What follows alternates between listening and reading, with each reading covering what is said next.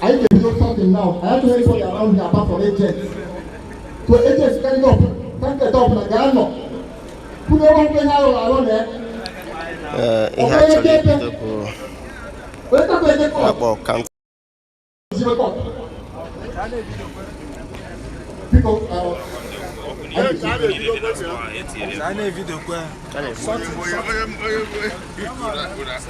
Which one are you from the official? Don't worry,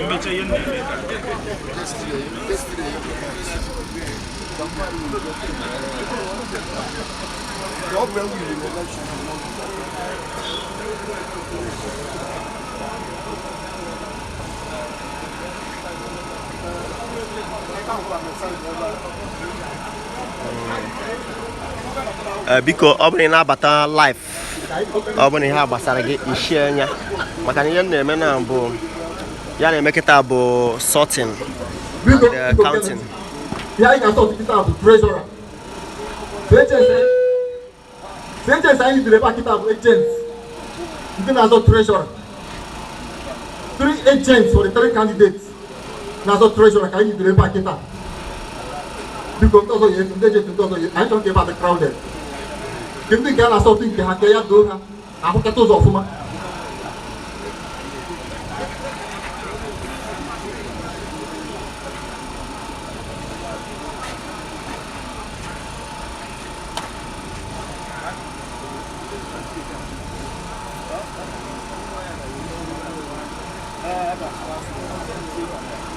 Abuni na sora mo kuti na gwa bi je sora na gwa bi no ihe a na-eme kana aga n'anya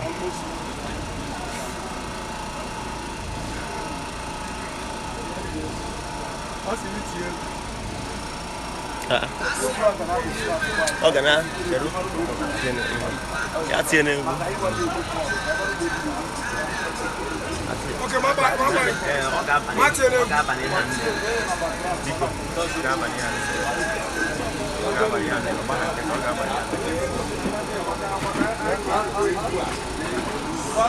Amaka blessing love watching live. Amaka biko share your video.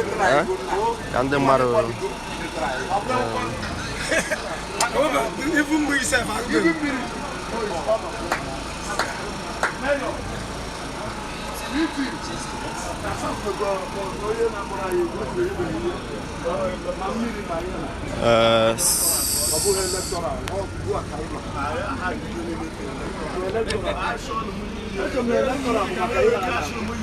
no so Ugwuaji watching from Cambodia. Biko when about life I na hear you every time. Making sure you follow go like Amoko TV, comment ya gwa ya bi share so ran. Ihe na emezi na mbu counting. Ka kpo onye ga bo mi Igwe ma palace secretary ma treasurer hana ato onye ka na eme so nke treasurer ka aka no na emeche nya ọ dị ka ga emezi palace secretary fi Igwe as na Igwe ga bo last. So ina anya ifu na ndị Ugwuaji ka no shike ni ha na eme ha no life here. Yeah, on go for bishop neba neseri ha na eme I went to see Adalo I got home nukumaro chima ni wede on live and direct yeah ebe bunu share so ra na Amoko TV na agwa ebe no or live broadcast the reverend driver so the Ugwuaji we biri ha no na ekiri ka adi show ni ha na eme ba the transparent. Since 8 a.m. or the easy. So all the sacrifice are made for development of community. Or for development. In Anya, if man the party agents, you have 400 no pana obia on your bonano. When Enya Oshiaga Kanda no chaniga from the Ministry of Local Government Affairs and the chieftaincy matters and Okweba. I confirm why her name since Habia they are still here. Ndị dị iche iche a na-ebe a na-ekene ndị na-enwe ndidi ị na-anya ife na the city mayor bụ the chairman Enugu South on live and direct ya bụ Ugwuaji mezie ya na the city rep ha niile na ebe a ha na-achọ ka afọ the counting dị sure ihe eme anyị nọ yes yes our city rep na-eme ọfụma ọ na onye azala o chiri jere ọgwarọ m hey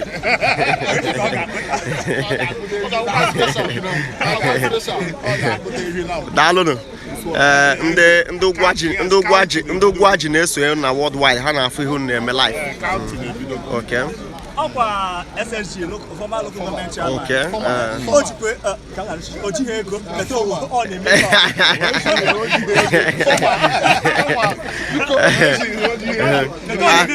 a jụrụ ebe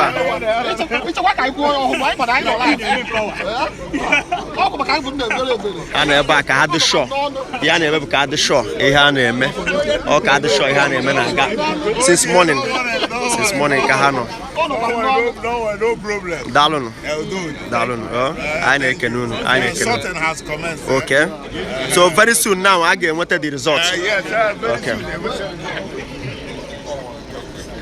ihe a na-eme ebe a bụ sorting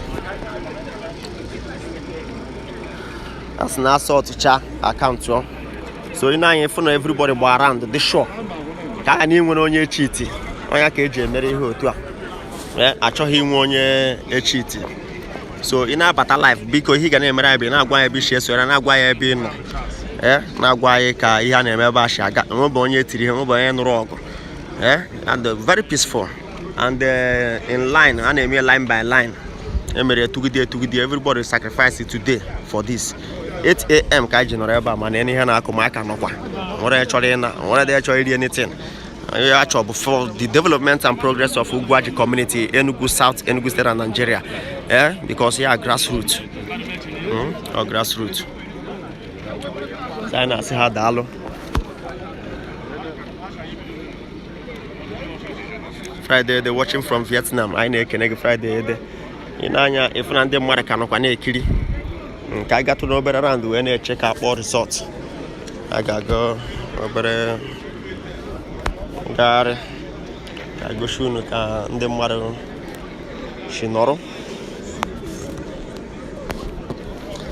na-ekele ndị dị iche iche na-asị ha daalụ maka isonyere Amaokwe TV maka na ihe anyị na-agba mbọ wee fụ na a na-ewetara gị ozi ka o si aga from different places ozi na-abịa so ndị mmadụ nọcha ebe a na-ekene ha daalụ anyị na-ekene unu biko ị nwere ike ịgwa anyị ka the voting shi wee gị mana aba ego counting voting gwa anyị ka o shiga okay the voting the accreditation and the voting okay o nwere onye adị na-ayịrị the franchise o nwere ya nụrụ ọgụ na emechekwa ndị na-abịa ndị mere accredit soro na-abịa very good anyị na-ekene gị ka ekwe n'aha gị ka ị na-esonyere anyị live broadcast Amaka anyị na-afụ gị from Anambra State Nnewi ya bara gị Amaka Charity ị ga-afụ ka o si aga wee na-agwa gị na ya bụ mmemme gara ọfụma a ga na-egosi unu ndị nọgachi ebe dị iche iche wee na-agba ha obere ajụjụ ọnụ na-asị ha agwa anyị ka obi dị ha n'ihe a na-eme taata n'anya ịfụ na ihe ndị a niile na-eche bụ ka akpọọ rizọt nwere ihe ọzọ onye n'ebe a na-eche ha atụchago vootu wee na-echezi ka akpọọ rizọt onye ka ha na-eche ha anyị na-ekene unu wee na-asị unu daalụ biko ọ ga-ya ekene gị ị nwere ike ịgwa anyị afa gị oke votin anụ nwa kedu ka isi fịa ọ gakwara ọfụma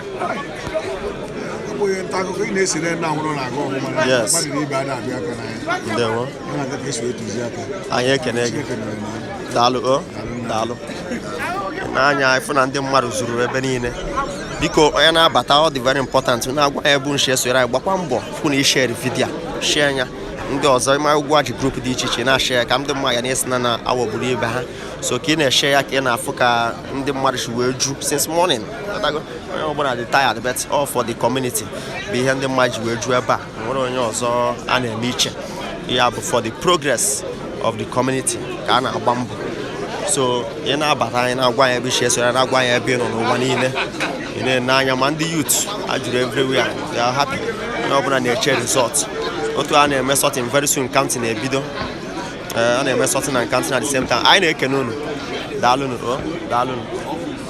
so unu fụ na ndị mmadụ ka juru eju onwebe ebe ha je ndị mmadụ juru eju ebe a ọ dịrị izi anyị ka ga-anachikwe na mgbago biko anyị na-ekene unu daalụnụ biko okay kedụkwanụ voting aha a tụrụ onwe magomago notisiri eme ya all the open clear so where magomago ọbụla except na ka ga-enwe magomago but for now na ewebe magomago dị anyị ekene unu daalụnụ very good so we are happy daalụnụ enwere ọrụ unu ga-agwa ndị Ugwuaji nọ n'obodo ebo na-eso eru anyị na-agwa ụmụ anyị nọ na mba ofesi na anyị na-ekelekwe ha na-arịọkwa ha dịka anyị nọkwa ebe represent ha nọkwa dị ha na-ese ndịkwere anyị something for empowerment or development and I get na alata aka yes very good without prayer there's nothing that will work fine Igwe na-eme like today I'm a roll of yes thank you just thank you daalụnụ anyị na-ekene unu anyị na-ekene unu daalụnụ kunshi esonyere anyị ya bara unu niile biko unu enwere ike ịgwa anyị ka voting na-eme ka o si wee gaa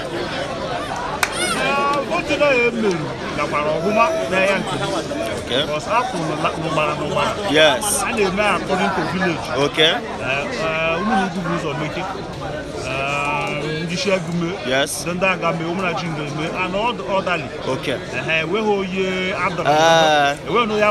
yes daalụ anyị na-ekene gị daalụnụ ndị ụmụ na jingere n'ebe a na-asụ unu deme ọ dịrị izi anyị na-egosi unu bụ live broadcast of this Igwe tata ka ọ ga-ebe ndị mmadụ ka na ebe a na-eche ka adị sure for the development of the community adị very sure ka ha fụ na ọ na-aga so ọnya ka ndị mmadụ ji ju ebe a nwee ndidi wee na-eche ụfọdụ pụgoro Abuja ịṅụ mmiri mana ha na-anachite ha sị na a ga-afụ ishi tata so ị na-abata our live broadcast ị na-agwa anyị ebe ishi esonyere anyị na-agwa anyị ebe ị nọ anywhere you are in the world we are here live showing you what is happening here live so onye ọbụla na ebe a ị na-afụ kịta ọ ka o shi wee dị is a live broadcast so daalụnụ biko nna anyị nwere ike ịgwa anyị ka mgbe to vote ọkwa ọ gara ka ishi wee chọọ okay yes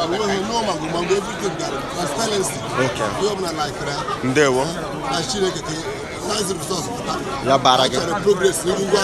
ya bara gị ndewo unu afụgonye na otu aka onye ọbụla shi wee nọrọ wee na-enwe obi aṅụrị n'ihe a na-eme anyị na-asị unu daalụnụ ka anyị ka na-ene anya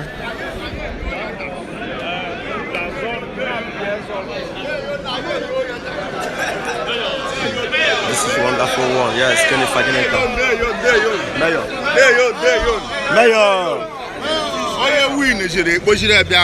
yes I confirm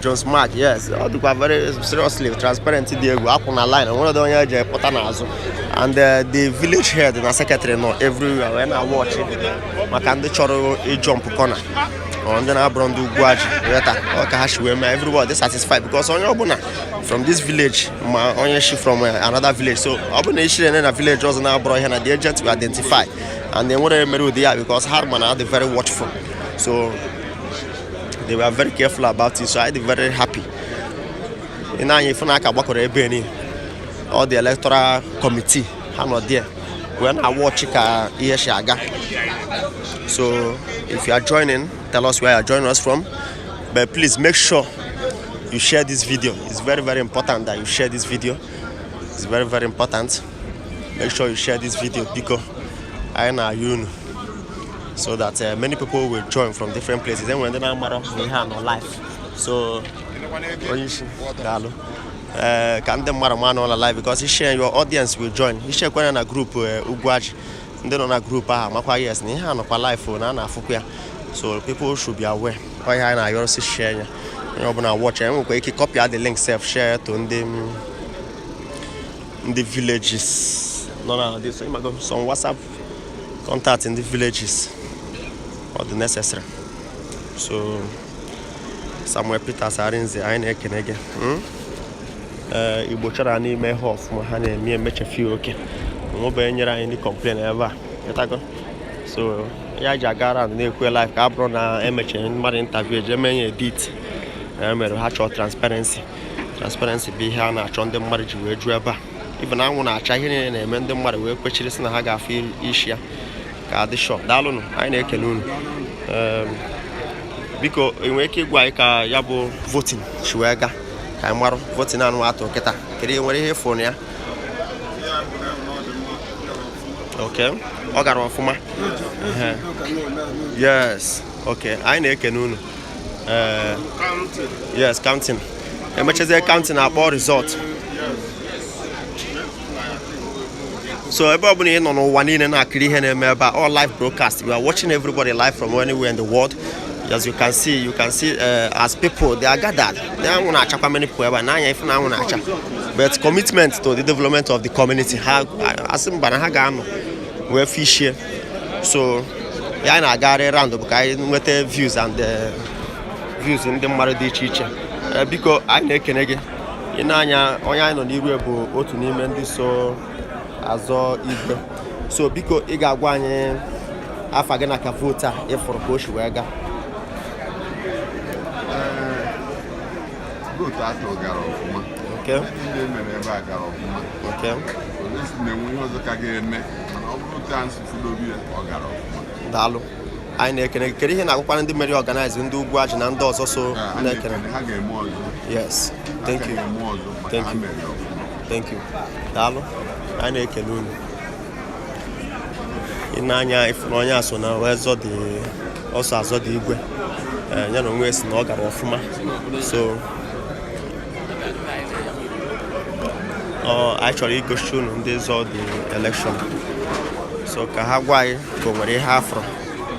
Gịnị ka watching from Nnewi is free and fair indeed, yes. Biko anyị na-ekene gị gwakwa ọha na eze afa gị ịgwakwa anyị voting atụrụ o nwere ihe ịchọfụta magomago ka ọ gara ka isi wee n'anya na voting.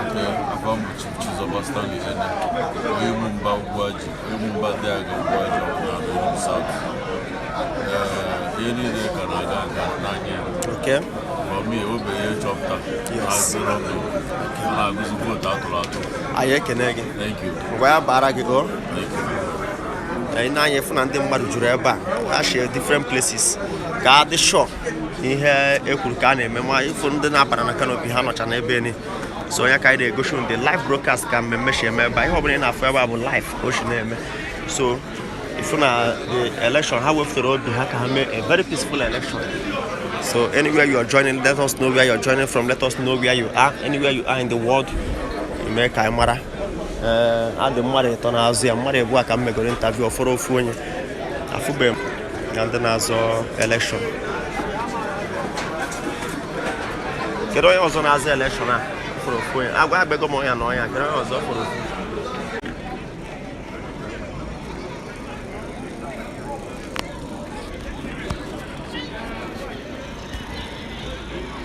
please share. I know you're sharing because without this sharing, many people got my mother now life. Man, Ugwuaji Ebuka. I want to everybody in Noreba and the North South region at different places. So in Anya, if no yaka can sort, sorting and counting. I be her name. In Anya can how much I share me a candidate to each pepper. You may go honey on. Chikwado. Watching from England, Chikwado I ne Canadian. Chikwado if going to go shaga. Chikwado share go video. You wanna share video. Because Bishop Omo but I try church go anya fage. E Bishop Ugwuaji na ka voting for tak wo shiwega. I found Bishop Dr. Richard Obodo. I'm in the Aga.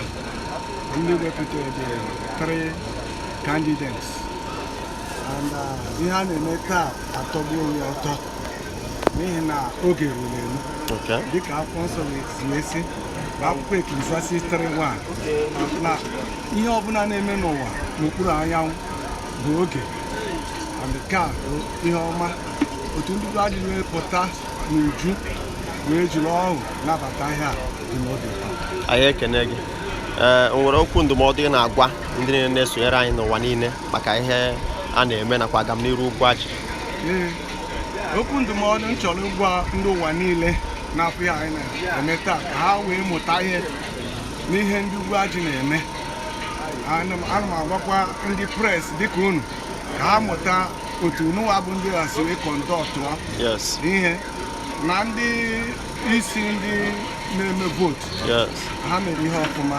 Ndewo. Ka eme emulate ka hapụ iwe gbuo tigbuo zọgbuo ya bara gị. Bishọp anyị ekene gị. Biko anyị na-ekene gị. Ị nwere ike ịgwa ọha na eze aha gị na ihe eji wee mara gị? Aha m bụ Reverend Chimobia Nwenwe. Daalụ. Biko kedu ka isi wee fụ votu na-emere taata ebe a ka o shiga? Ihe niile a na-eme na-aga nke ọma, enweghị ọgba aghara. Onye ọbụla kọdinetiri na kọndọktụrụ onwe ọfụma Yes. ma onye ukwu ma onye nta ma agadi ma oke ma nne ma ntakịrị enwere mgbe a na-eme ya ihe nwanne ihe a na-eme bụ ihe ụmụnne. Daalụ. Elekshọn Igwe na ndị otu ọkwanụ tigbo ụzọkwu ọkwanụ na ihe Igbo gbara tata ọ bụrụ na ọ bụ ihe Igbo gbara tata anaghị na-azọ n'eze azọ.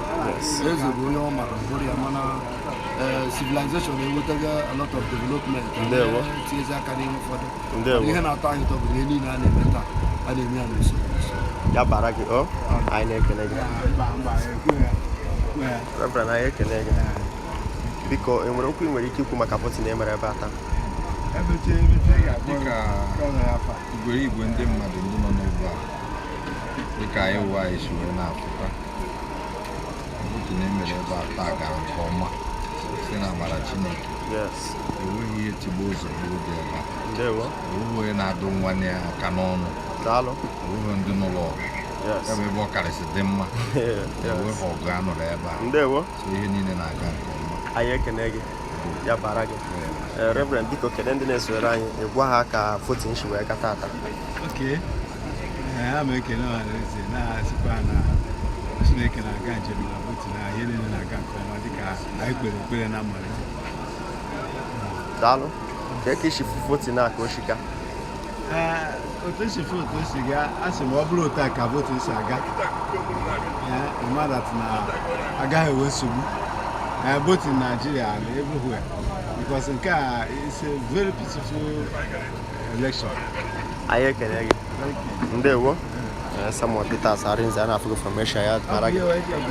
Onye isi biko Grevensa gbakwa ọha na eze aha gị ọzọ gwa ha ka votu na ka isi fụ ka o shiga.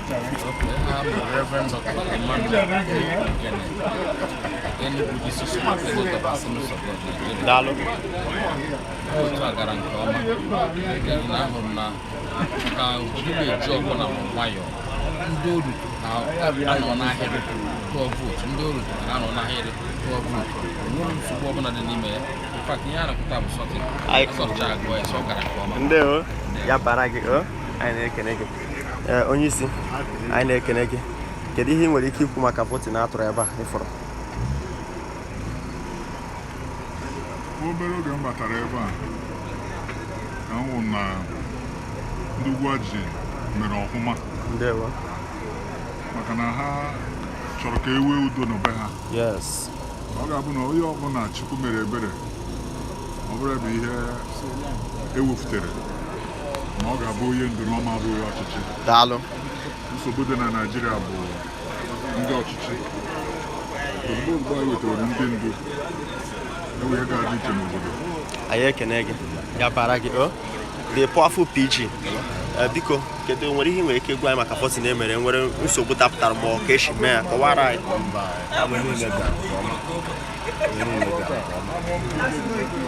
Ndị be anyị kwanyere uwe ndị elektoral hazikwere ọfụma maka ọ bụ na ilewe anya fụ ihe na-ebu ọgụ adabana ndị elektoral gbara mbọ. Anyị ekene gị.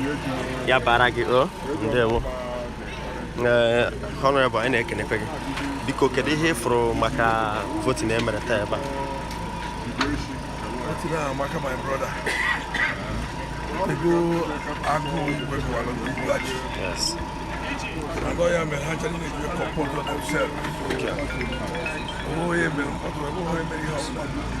everything will have to take with the votes. No, because you may can't all hide as well. I can egg. Yabaragi, oh, and there were sorting. Can I ganiru?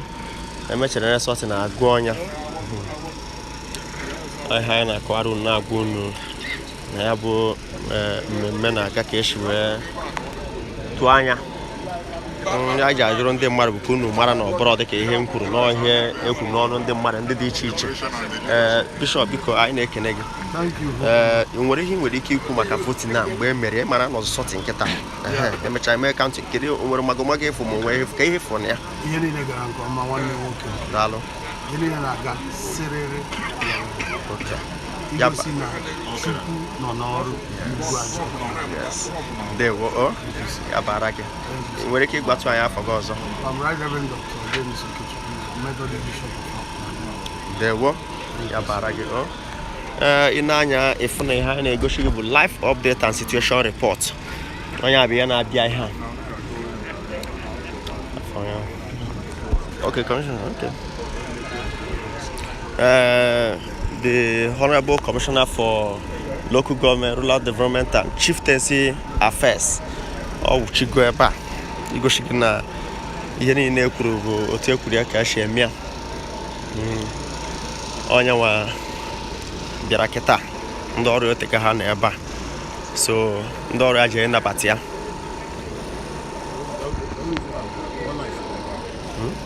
Life. Man of life.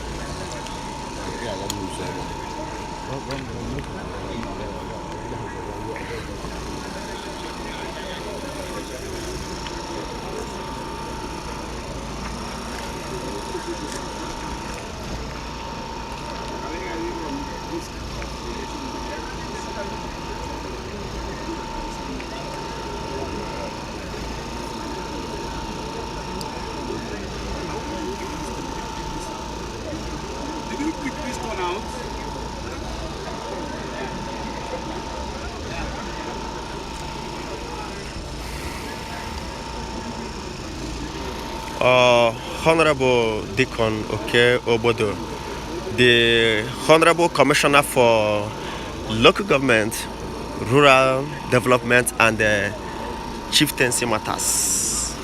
Yana PG ne Ankata.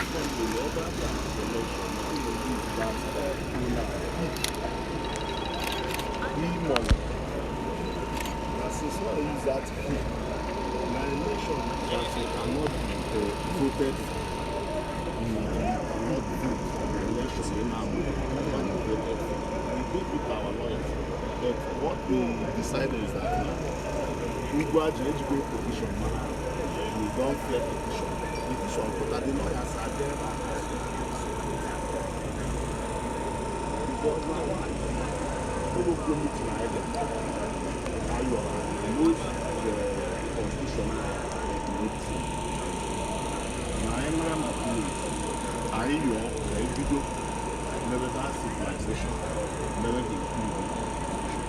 There are some people there in the normal election of Kangino and Kahode are definitely happy. The issue of Igwe, was a culture and tradition. Never mind now, man's on Igwe, or man's on Wulu, and one day we all check on God. Yes, election, I'm one good. Secondly, all these people who do petition, and I talk, all your feeling that I see that for where the so because this why we're going to answer. Don Suchi Cristiano, watching from Asia. The election with the facilitated the thing, creating the condition. We're losing now the wife of the August meeting, Charlie, or so what's it. But all this while was only been here. So we look into all these things. See, okay, instead I down on every time we go out, carrying our election. No, you don't even know now. You have to do I see now, the Igwe Gaba, I will lapses in our constitution. No constitution be perfect. even the signatories to account, the person so where the mastermind there the constitution, weapon the financial secretary, he was then the secretary of the town union, not the PG, the secretary and the treasurer, that was signatories. All these things I noticed. The season, the new Igwe that we march, and the new town union, our tenor is almost finished. They are opposite general meeting. They say that issue. Tell us where you're joining us from. Tell us where you are all over the world. We are here live showing you how it's going. Honorable Dikin Oke Obodo, the Honorable Commissioner for Local Government, Rural Development and the Chieftaincy Matters. Like you really pointed out, maybe if it becomes an issue, then we pray that it not become an issue. This more when such matter comes more, then the people are because the petition is a case of the franchisation, a very serious case in the election. And I know why, maybe we'll be wrong, like you said, we be right, wrong. But I want to say that it's a very serious issue, so that we don't go into the risk of having an incomplete election now.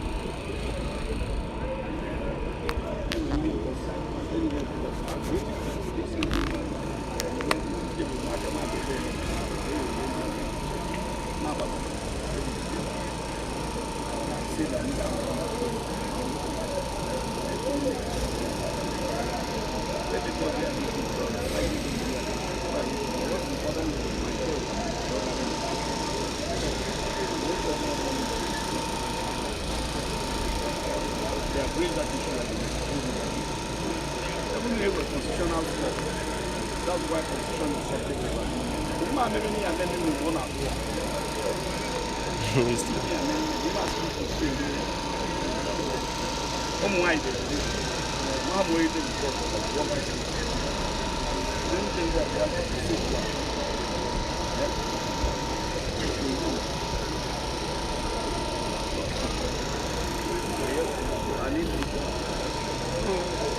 before why Alex and I are important that you gave yourself, I didn't give yourself. He said all citizens, but you're trying to interpret it from he and she and I'm as one over in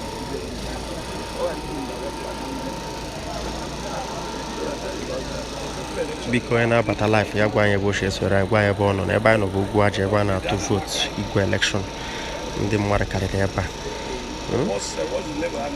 Honorable Dikin Oke Obodo, Commissioner na-ahụ maka Local Government, Rural Development and Chieftaincy Affairs. Onye na ebe a na-eme address the PG of the Ugwuaji. Everybody well organized. We're ready to play.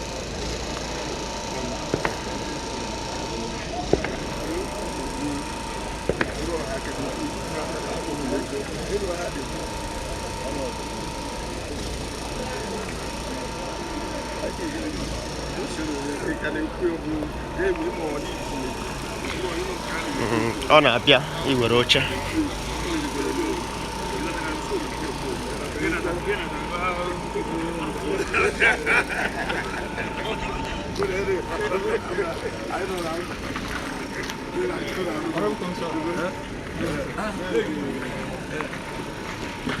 Ọ na-ekenezi the dignitaries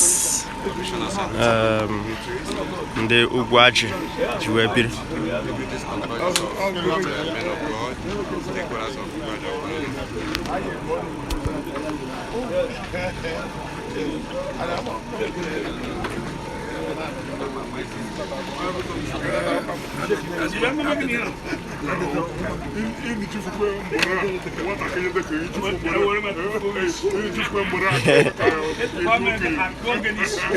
Chibuikem kere ebe ishi na-esonyere anyị gwa anyị.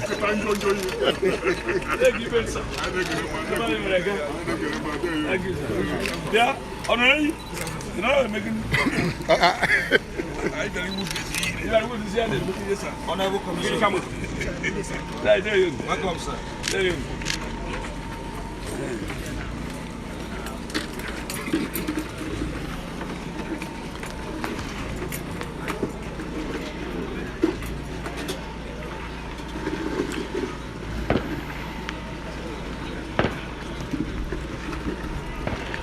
Anya Africa Yabu Yeshi Aga, the Honorable Commissioner is here live.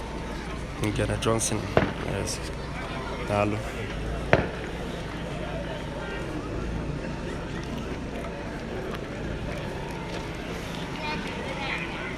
Ngena Johnson, Dalo, different people from different walks of life. Honorable Chima Atu is here. So many dignitaries is here on the Ugwuaji name, and they are happy. So, okay, I check a question now. Very soon, counting the video.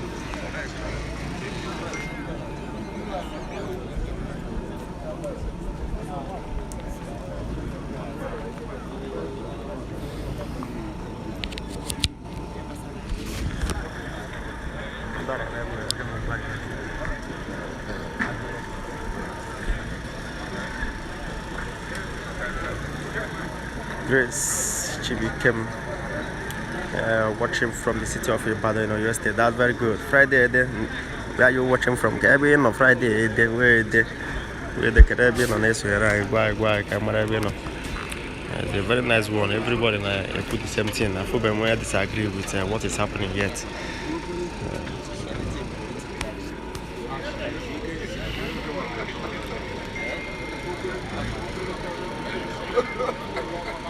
I'm going to get a new update of how it is going.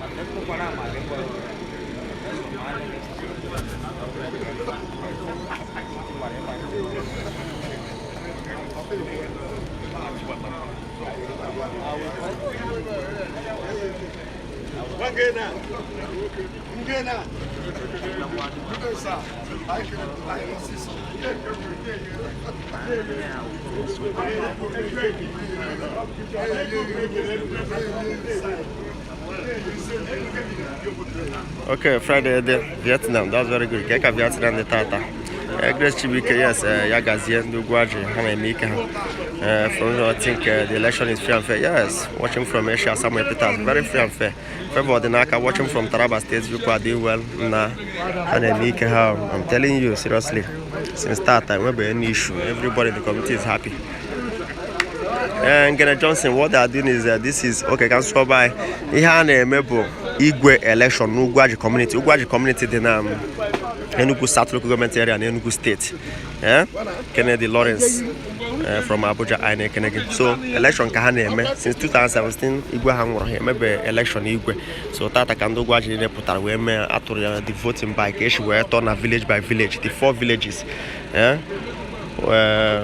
Umunugu na ndị agha ma isi agụ ma ụmụ na jingene ha niile.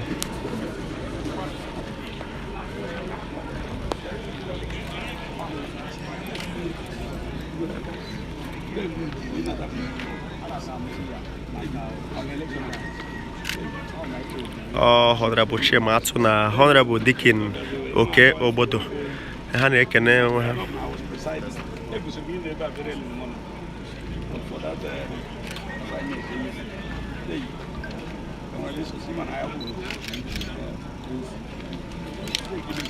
Boy, Ebenezer watching from New York City. Yes, Ugwuaji is great already.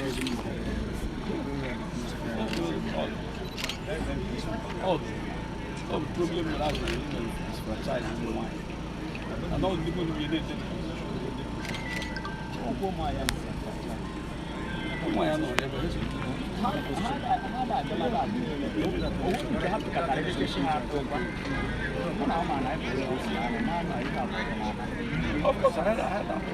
The Igwe had that.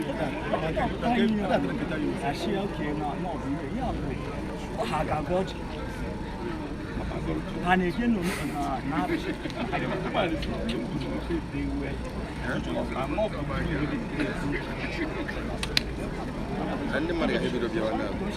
Madokana, yes. We must have match today.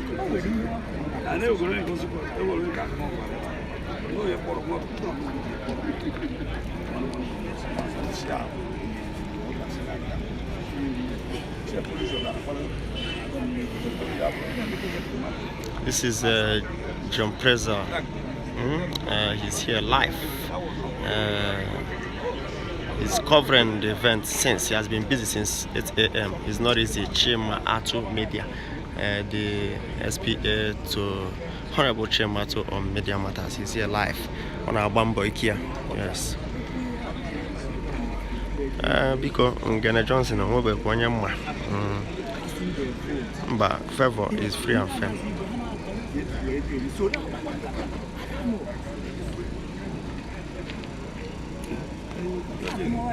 My joy was $80.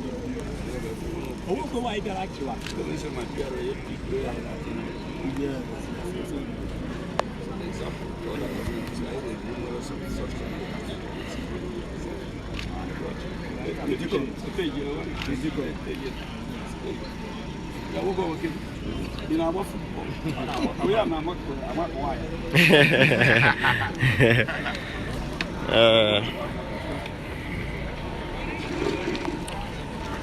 because couldn't now watch the live broadcast. Unu ga foka commissioner Rutego. So Honorable Commissioner, sir. Welcome to Chicago.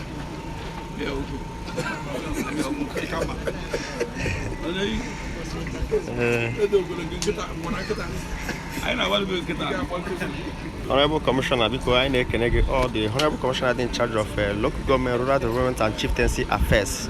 Or Biago call for life witness. I have name because Omoroku nwere ike gwa ndị na-esonyere anyị gbasara election eme tata.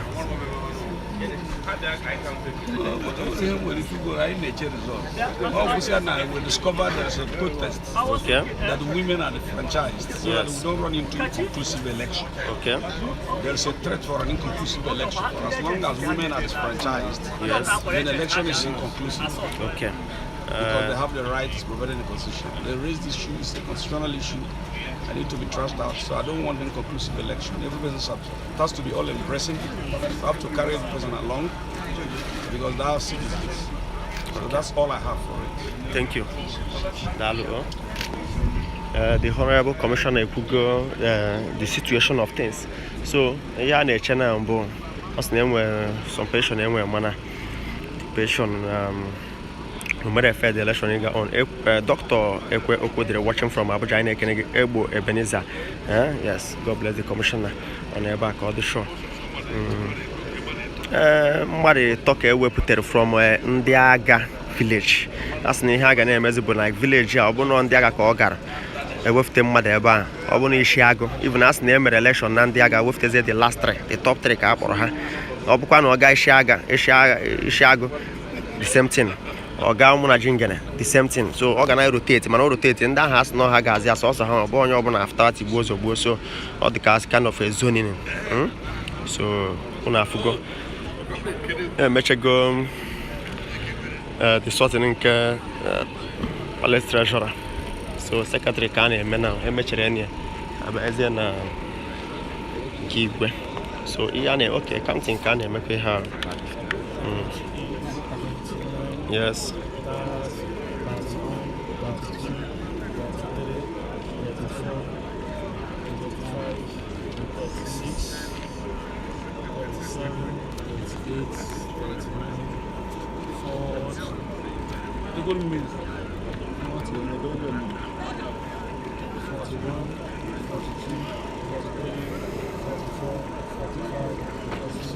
Counting ongoing.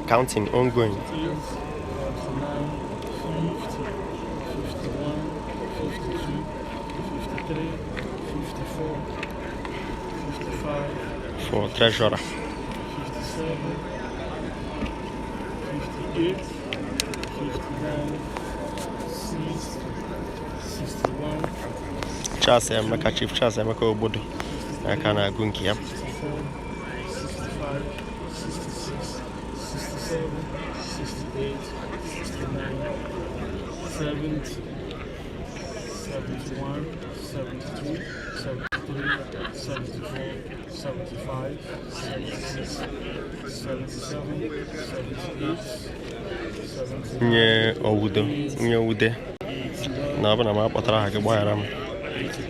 Ugwuaji Kisha watch. That's good. 87, 88, 89, 90, 91, 92, 93, 94, 95,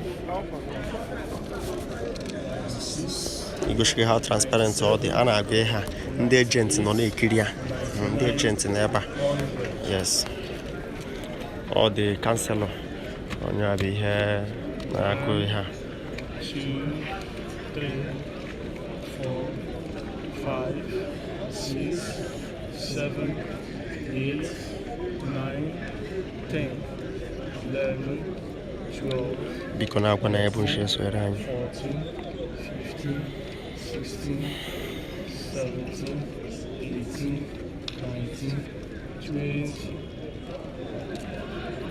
21, share the video corner Gavara. 23, 24, 25, 26, 27, 28, 29, 30, 31, 32, 33, 34, 35, 36, 37, 38, 39. Oh, very open. Very open. I got the alcohol. Oh, yeah, for yes. 45, 46. Also watching from Asia. 48, 49, 50. Yes, very friendly. 51. Very peaceful. 54, 55, 56. They enough. 57, 58, 59, 60, 61, 62, 63, 64, 65, 66, 67, 68, 69, 70, 71, 72, 73, 74, 75, 76, 77, 78, 79, 80. Yes, it was Samuel Onyechi. 81, very clear. 82, 83, 84, 85, No, with 86, 87, 88, 89, 90, 91, 92, 93, 94, 95, yes, 96, 97, 98, 99, 200. 200. Yeah, okay, for now. Continue. 1, 2, 3, 9 February, 5, 6, 7, very transparent. 9, very transparent. 11, I'm going with 288. 13, So 14, 15, 16, 17, 18, 19, 20, 21, 22, 23, 24, 25, 26, 27, 28, 29, 30, 31, Agwana Yabun shares where I know when I have one. 34, 35, 36. Yeah, boy, Beniza, the Kokitaki and Abia. I have interviewed them. The two come from the third one. Yes, that's the name of Magomaga. That's not the peaceful too. So 45, 46, 47. Joy watching from Waka. Joy, I can. You look at the camera and 48. Okay, still on this. 49, 50, 51, 52, 53, 54, 55, 56, 57. The agent is Okwago. 59, 60, 61, 62, 63, 64, 65, 66, 67, 68. But Ugwuaji population, yes, international observers, no, everybody know. different observers. 73, 74, 75, 76, 77, 78, 79, 80, 81, 82, 83, 84, 85, 86, 87, 88,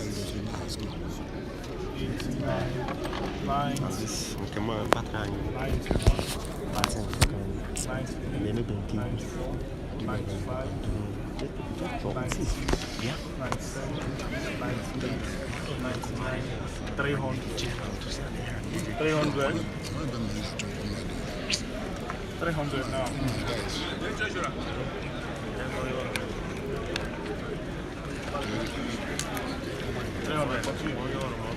One, 5, 6, 7, 8, 9, 10.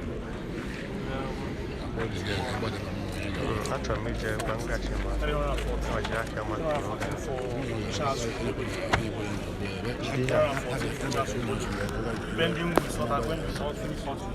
315 for Charles Road, when I come to Church Solomon of Shaji, Church Solomon of Shaji, want to count his votes. You already sorted one? Already sorted once. Okay. Church Solomon of Shaji. 1, 2, 3, 4, 5, 6, 7, 9, 10, 11, 12,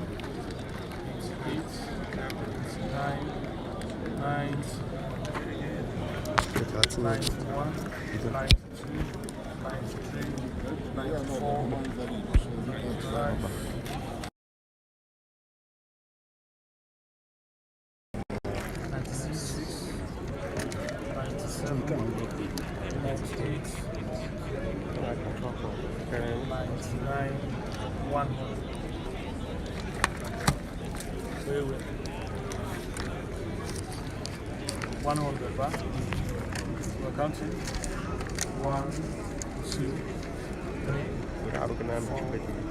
4, 5, 6, 7, 8, 9, 10.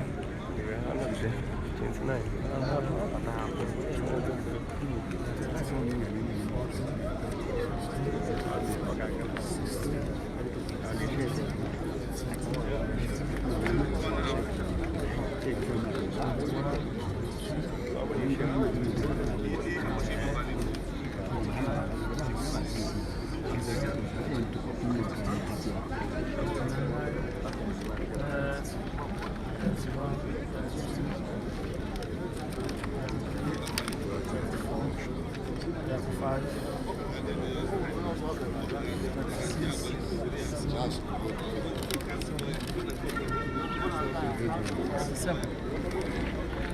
Egbo Ebenezer and Kenegitalo, my name is Mikai. Yes, Ugwuaji population, yes. I got good share. I met check it out, Ghana, because I got good share. Yes. I'm going to have with the touch. Online now, see. Then I watch online. Nah. That's not the system I watch online now. I see. Nah, chocolate out. Why not? I say I'll tell you.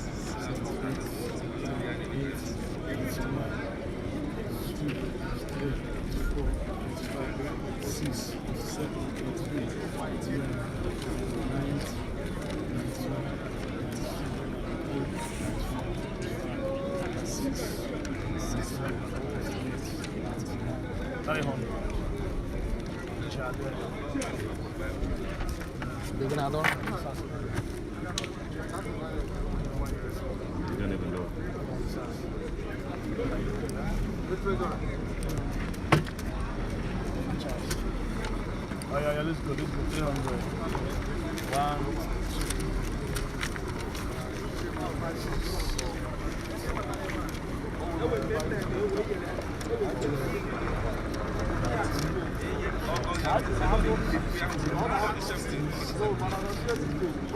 Better information.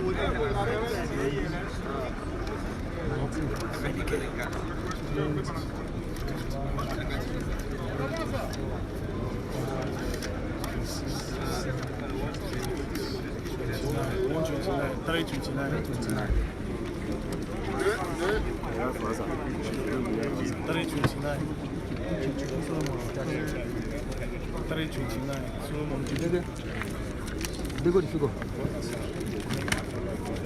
329. 329. Now, they get with it maybe now.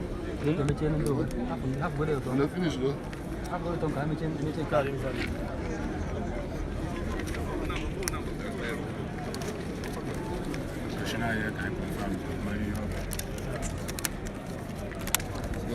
Agents, if you want to go there.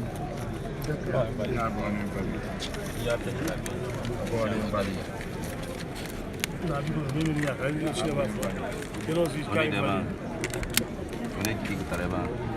Kone 1 2 3 4 5 6 7 9.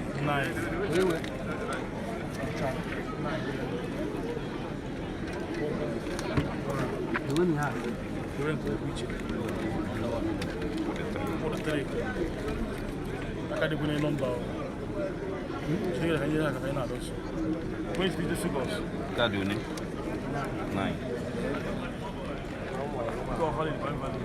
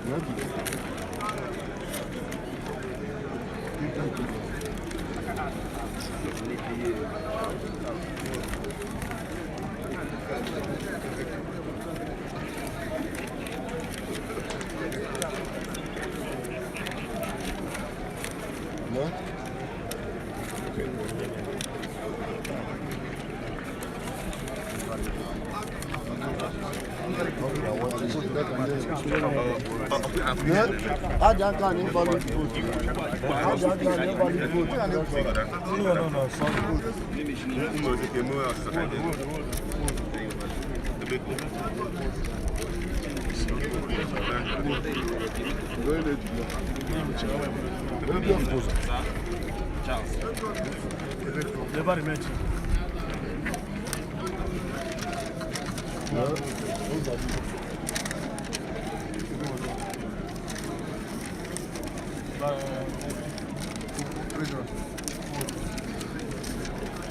Terus saya ajak kita ke pam. Anda boleh ini kayak ini itu tak perlu kayak itu. Oke ya soal apa? Terus dia akan.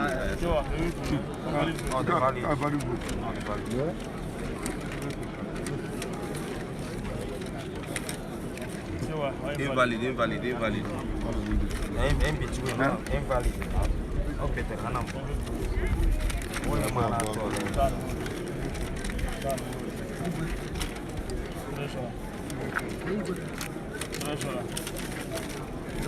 Kanya you have to naka go na ni cheka so put at once. Eta wo.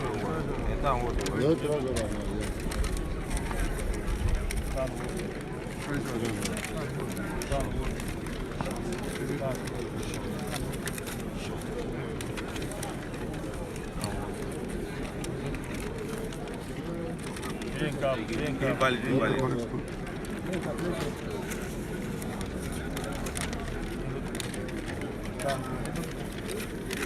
Pressure.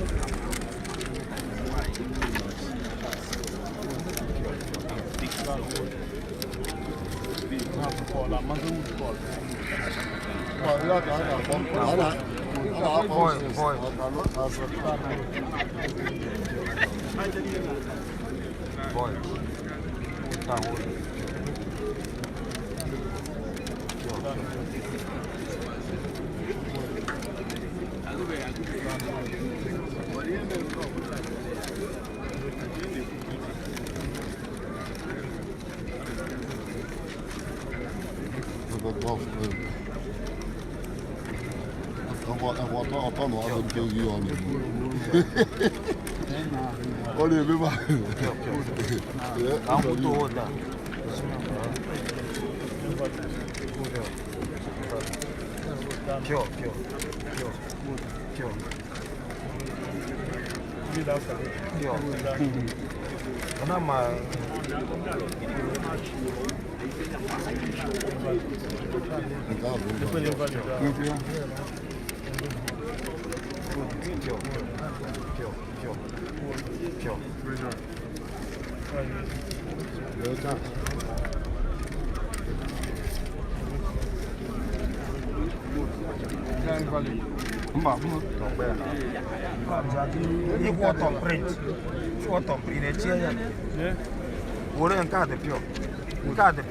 onye ka nọ life biko unu na-ekwu okwu na-agwa ya nka nọ life ọ bụ na ị ka nọ life kịta sai hi anyị dịka ọnwa ozi na ọ dịka ndị mmadụ apụchago ọ bụ na ị nọ life sai hi gwa ya ebe isi esoro anyị gwa ya ka isi afụ ihe a na-eme emechigo trejọra na-eme palace secretary so ị nọrọ life na-agwa anyị ebe isi esoro anyị tee hi ka anyị ma na ị nọ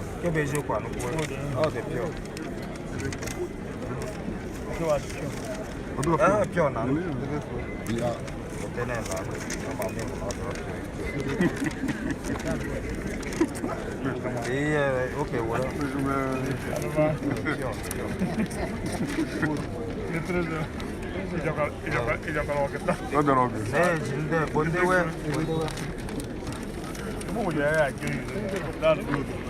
Jerry Aniwene Chijioke Fidelis anyị na-afụ unu.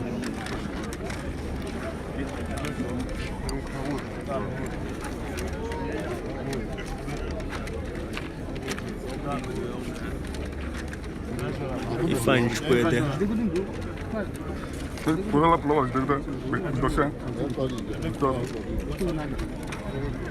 você na pandemia todo.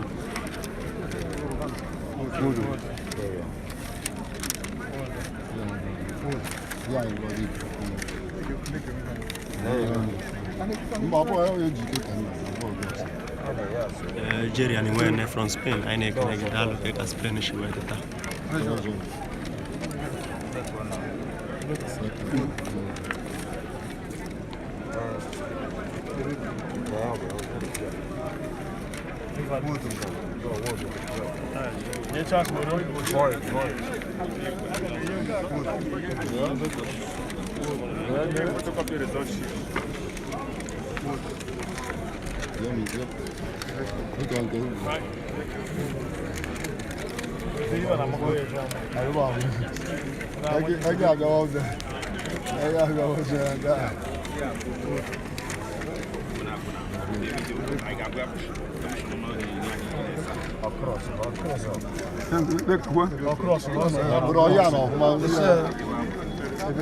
Man line now, not cross or city.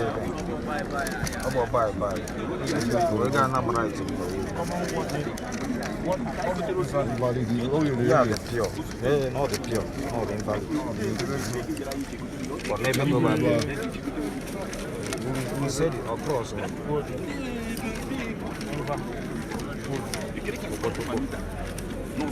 So what people do?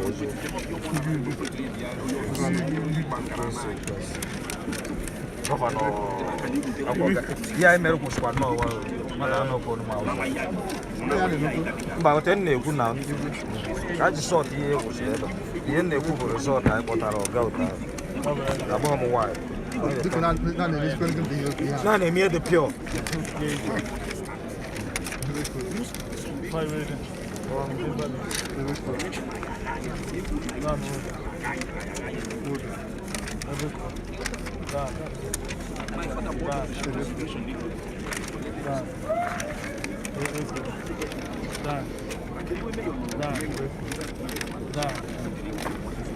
Go down to come more. I don't quite good.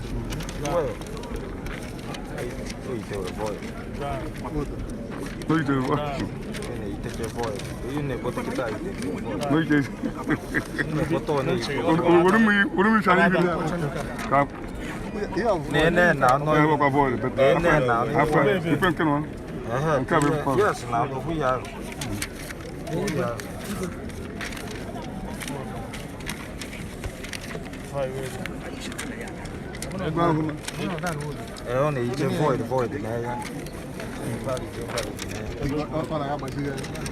Kita mau tu ni ini invalid.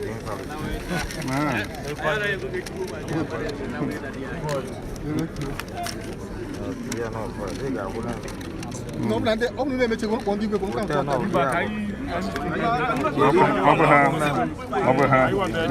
No cross. Double cross. Double cross. Double cross. Oh cross manjin deh. Don't worry. Kata gue bezo. Aku wah itu. Kau bezo aku kaji ya. Depois nata botar as caras. Agak lagi apa memang. Ama gue bezo. Anda be kaca kena kan mana? Ada pun yang ini apa buat biasa ni juga. Ni kita nu dah. Oye kini has besar keren. One day agent not there.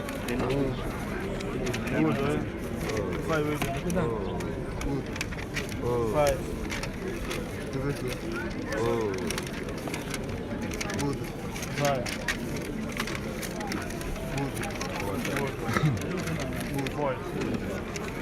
Boy, they know what. Okay, genuine for the treasure. Wood. It's like I am a result. I am the result. I got I am on did. I got I am on did. I got touch the yoga. On the buno. In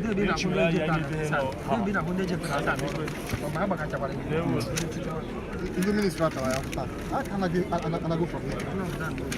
Down there. I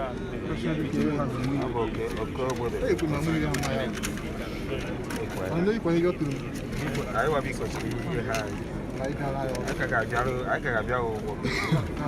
I got a committee double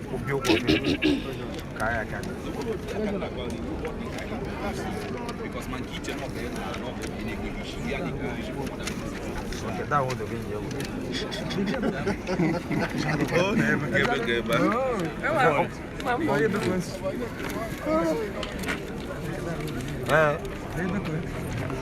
don't say be water. So once be water. Then I ain't stuck it down with them. I don't get back here. Stand away, Bruno. Maybe I have the Rob Hodges. Then I quay. No, honestly, I'll come up. I'll come here. I'll come here. Oh, that moment. I fish and I'm ah, that mama. Not in passion. You're okay.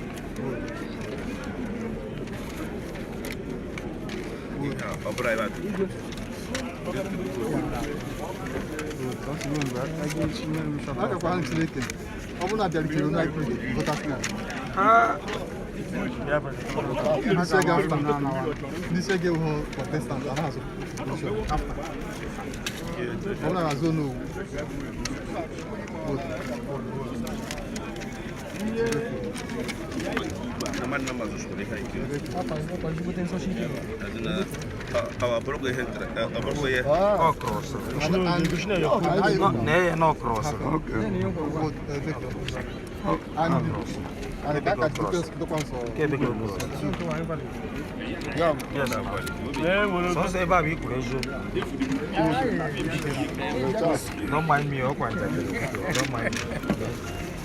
Don't mind me.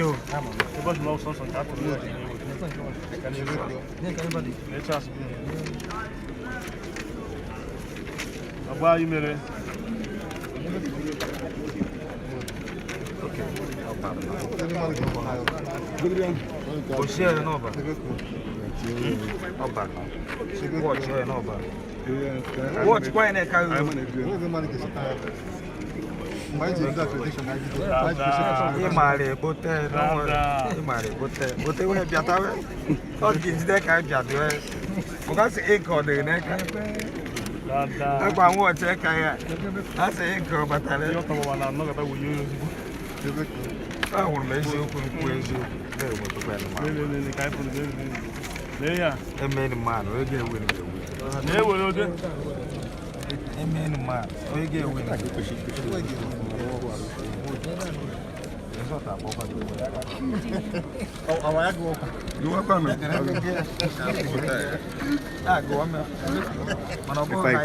Watching from PH. Yes, Godwin in Ghana. Yes, I'm making history. Icon and Deo, Pascal Obani watching live from Port Harcourt. Joseph Delis, yes. Thank God for peace, yes. Emmanuel, the good work, yes. Ugwuaji is great. With this Igwe, a lot of activities will happen in Ugwuaji now.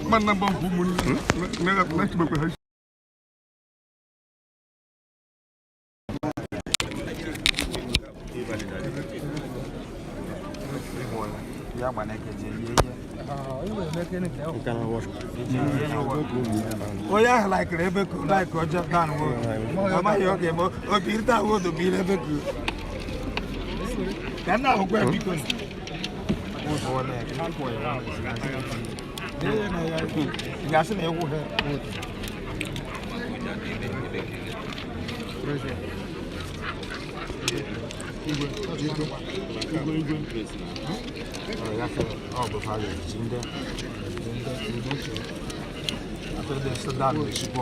After all, Bombi.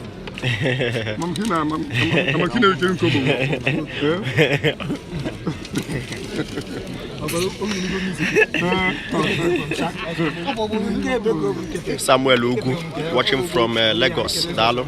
Yes. Baseball Kanda and Gaffa, my chairman, electoral committee, chairman of everybody in the party agents. Party agents, all party agents.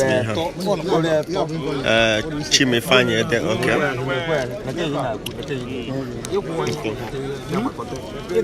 okay, Okunafia, party agents, no cheba. So Kunu Marano, bro, Ihane Menankete. Very free and fair. Everybody is happy.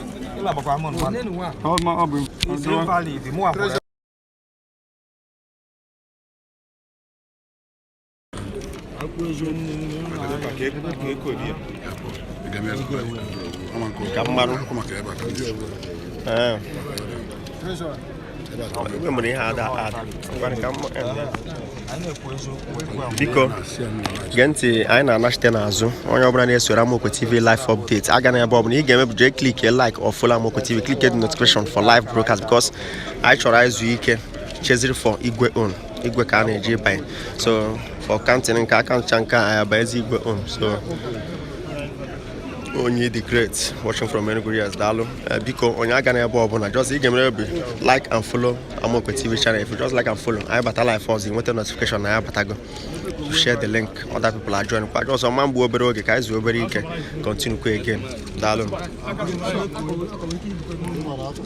is in the morning yes very good Jerry Ezaya Niwene yes he's moving very fine like a very fine.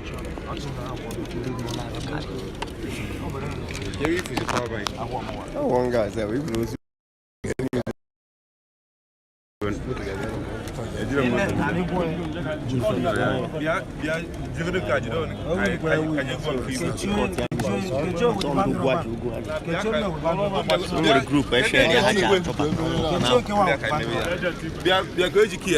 Okay, Igwe. Okay.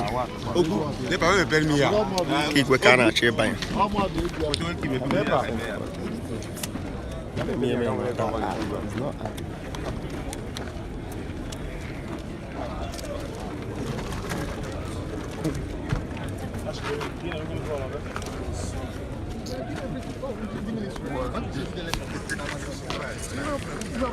Oh, you're going for an edge keep or chair. I can't have a pinky Igwe. Yeah, the mention now. Tension on everybody high, but on God we trust. So for this week, when I am I continue. So he gave me the better work now. But sharing a was in the marine by going and keep on my sense. So was the only one upon one next year, but I like coffee and work waiting or go on or Magomago.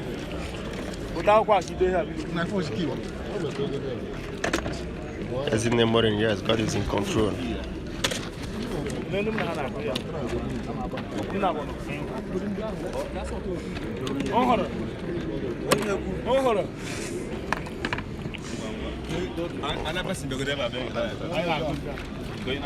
Actually, I go Palace Secretary. Actually, I go now.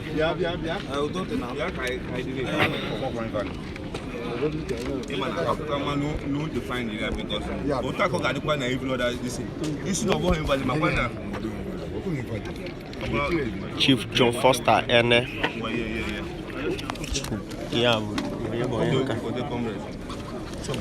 Chief Stanley Chizobene Bonya, Chief John Foster, Comrade Chinedu, Wobodonia. So all the 3 agents from the marathon as Igwe. So in Igwe Kabe now. Sonny Chifo, yes, you are watching from Asia, from Ugwuaji.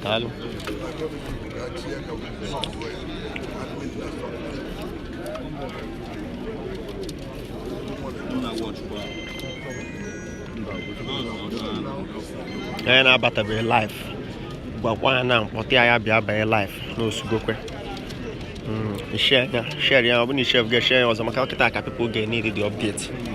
Now, I get needed the update.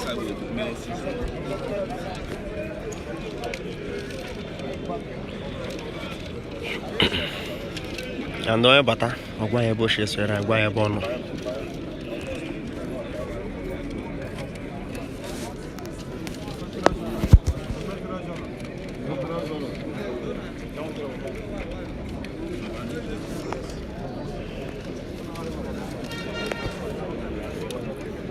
Manuel Chino Soko watching from Masaba.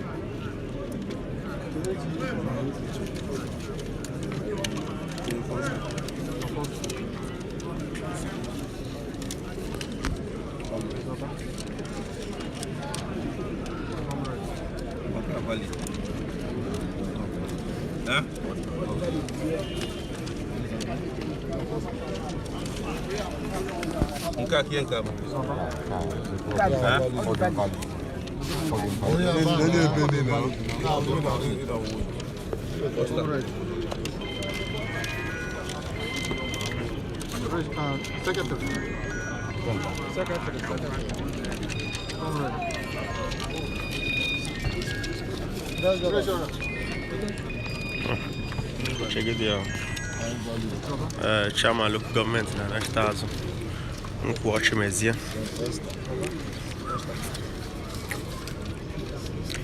Na dem kan dem mara apchago live. Kita gwazi nke Igwe na achọzi no kiri ka eshi go nke Igwe. Na-ekwu n'okwu ka ma nọ na agwa na anyị nke na agụ nke Igwe na agwa all the honorable chairman of Enugu South local government area Ugwuaji mezie. Onye na-abata ọnọdụ ga-aba since ọ sị ka aje dozie ọnọdụ maka onye win Igwe na aga ejebe na nke ya so ka adozie ọnọdụ na-achịta azụ na-achịtakwa Oh, Honorable Peter Ochenna. Mana Peter Ogo aba coach na ebe anine. O tegi surai. Tegi surai.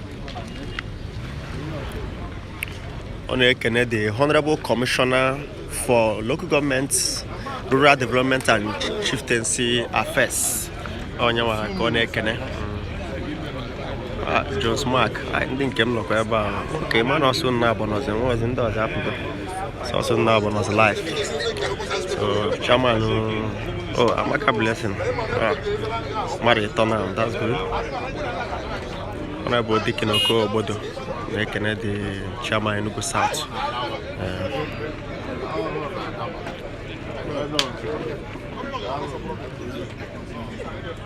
Friday, the onion came.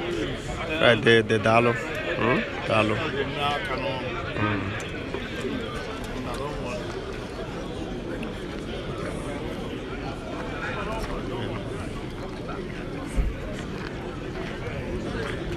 Okay. And I go quase I can assort here. Assort here account yo. Think card there about invalid votes. That made mistake. I'm more on the hard vote. Marokani watching from Ugwuaji live. Okay, that's good. The agent in there.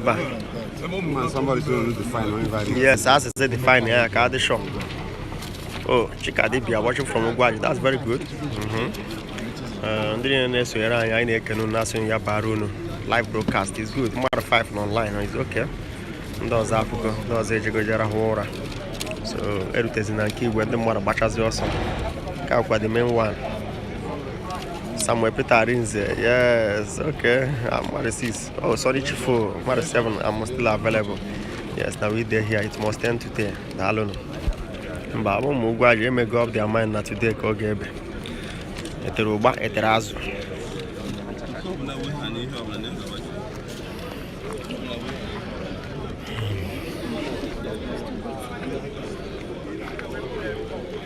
So,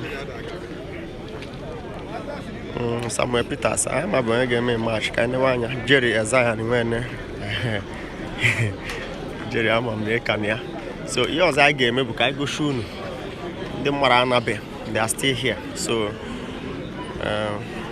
Ugwuaji will go Dalo. Yes, the Maracana ever in Afia because all the very important no man. Chikadibia work out for okay. Lolo Dalo. Very easy. So they are in the Kita. Like the Caneva. But don't worry. The marriage about what actually now I'm actually fish here. I mean the marriage to there by now if not the matter what they ever had. Yes.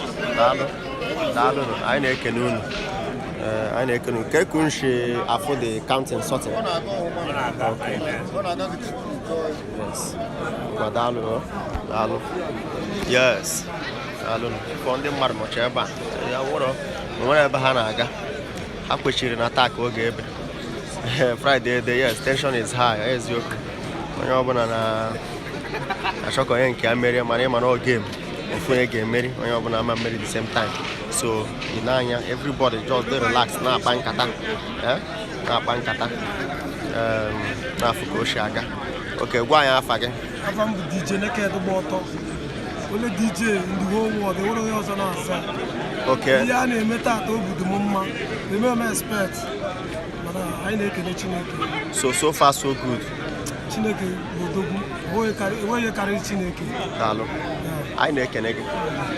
The mother grabber Nina.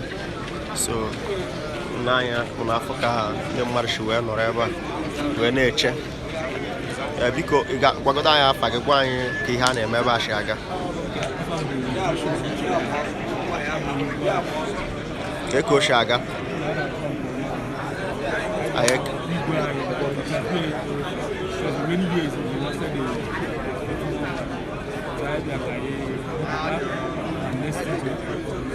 Dalo. I can go. There was. Can't the marsh wear, whatever. When I had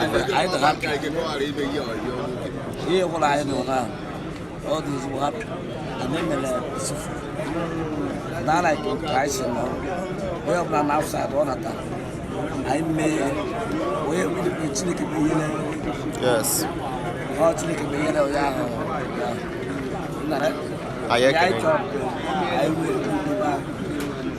I can Dalo. I have Bugunda in a money high to Gunubana. Onto an assault in Igwe Cash, I got it, I go to Kunu. Done in the Caneva since and wherever Haji. They are happy. You will shag and Igwe can assault. An assault here. An assault here. An assault here. Africa Shaga. Done well. Yes. Yes. Okay. Result apta. Thank you. Gabarage. Ane kene onyo bana neba. Ane kene onyo bana neba. Numara kare neba. So una fugo ka etin shaga. Oh. Iye kuruka na eme. Anyị na-ekene unu afọ m ya daalụ ndị mmadụ na ebe dị iche iche wee na-ekiri ihe a na-eme wee na-asị adaalụ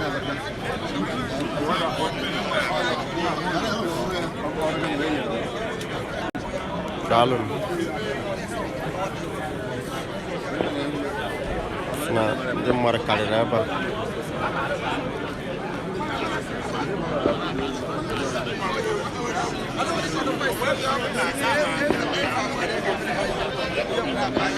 many people in the channel, the announcements and the celebration. Yani agesu. The maru jureju. Endo channel rules itself. Haproto. Samuel Ugwu, yes. Ugwuaji got them was on a hajj. Ugwuaji had the gumma. Tata Ugwuaji. Duarama on the pub to cob. So, don't laugh on the anine. Never did chichi. African the march word.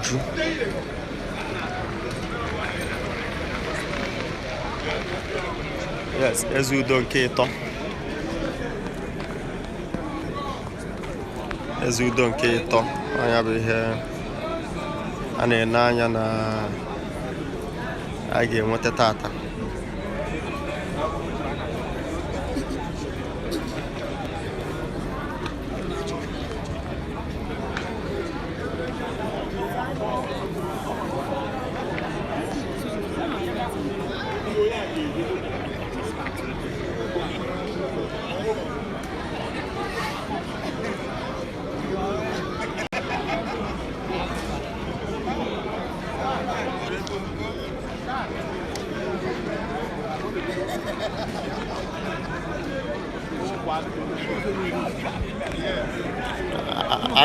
Biko I na-ekene unu daalụ maka isoro biko ihe a na-eme ebe a ka eko shi aga since morning ebidoro ya.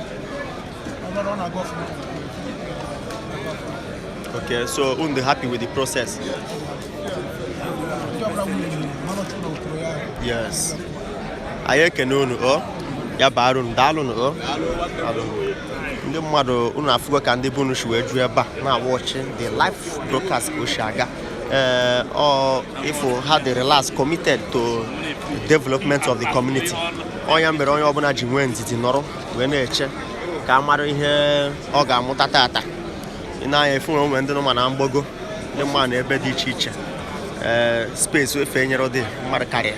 Ha niile pụta n'uju wee support ihe a na-eme.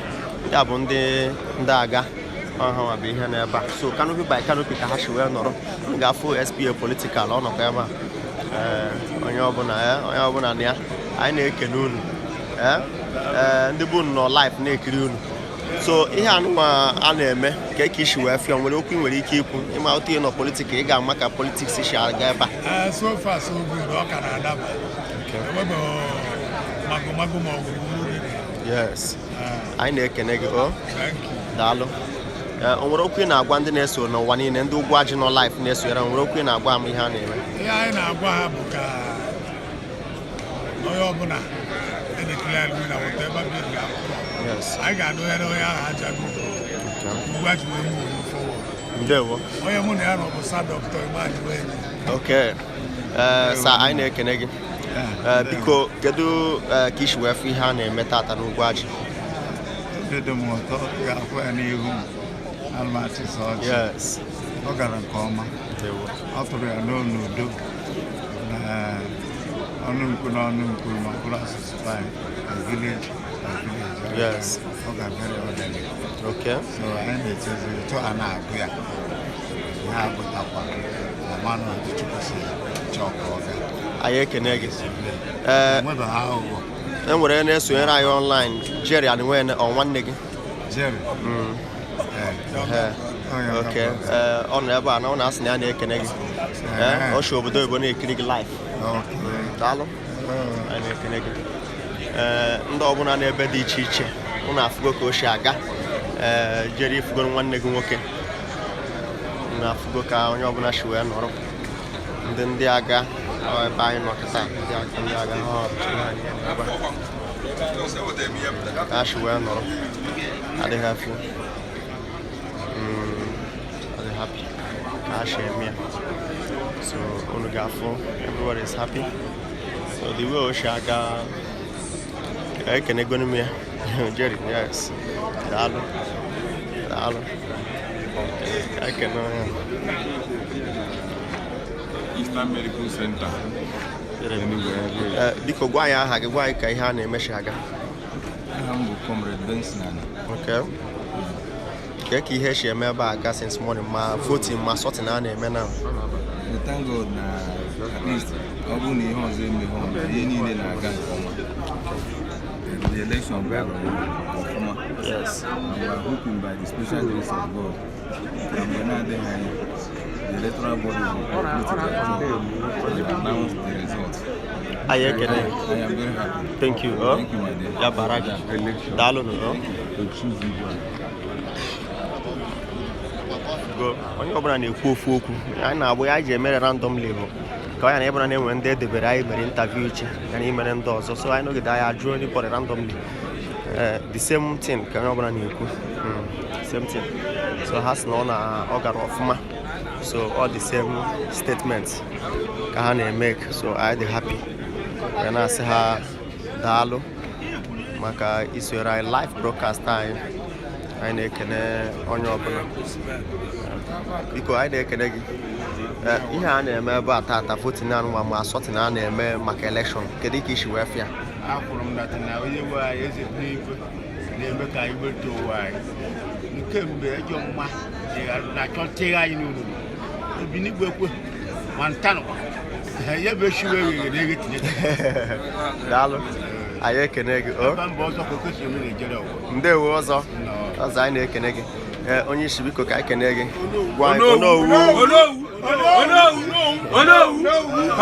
onowu biko kedu ihe fụrụ na election a na-eme tata Chukwu mere anyị election tata iwe Chukwu n'ahịa gị ewu na udo dị enwere ebe a na-eme mkpọtụ enwere nsogbu dị mba ihe niile gara ọfụma oke o nwere okwu ị ga-agwa ndị Ugwuaji nọ n'obodo oyibo ha jụrụ ebe a na-ekiri unu kịta enwere okwu ị ga-agwa n'obodo oyibo ha na-ekiri gị ndị kpọrọ m from obodo oyibo erugo 5 ndị Ugwuaji na-aghọrị onye bido onye ọbụla bụ onye Ugwuaji bido daalụ anyị ekene gị ndewo o jisie n'ike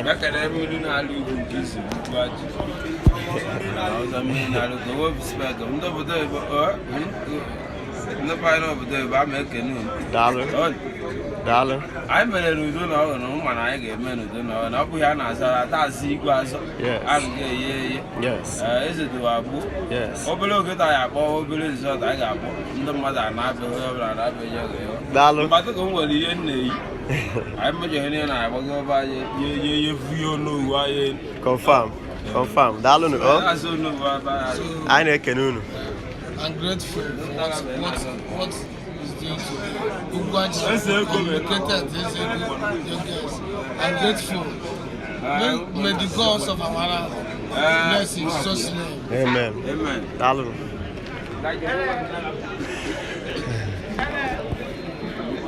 Come on, nego. Kere be elephant. Kere be elephant. Oh, come on. Okay.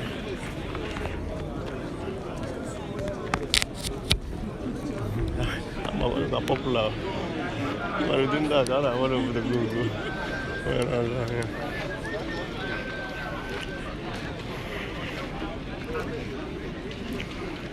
So, Palace Secretary ka ana-agụ ihe. Palace Secretary. Sọtị na Igwe ka na-agakwa ọnụ. Ya ji gagharịa bụ ka agụshu na ndị mmadụ ka nọkwa n'ogbe. A sị na tata na ha ga-ahụ isi ya. A ga-ahụ isi ya taa.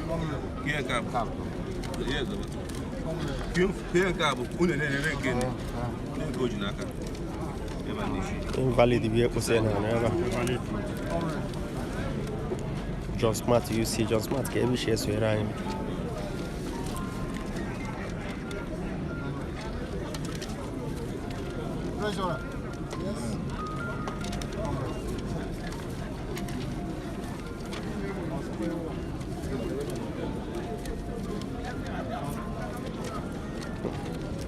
Trip.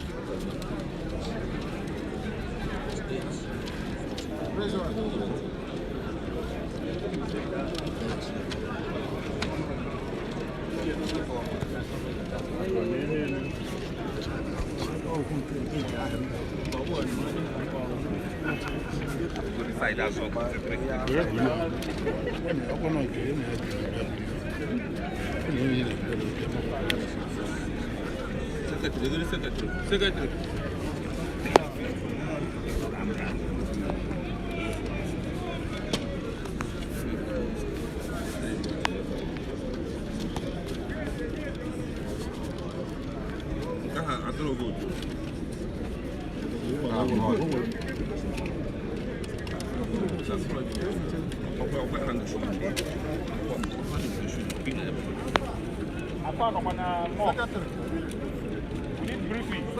Amaka blessing love. Yes. Being the Igwe. I will not get to them to more spending our life. I can always end a non party. Comments are there, reaction are there, sharing a phone and share with video sense. And then come with the most important.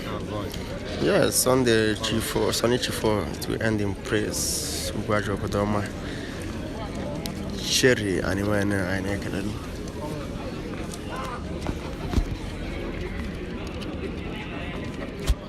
One the happy conscious faces in the boon. To go to show their keta had their mama.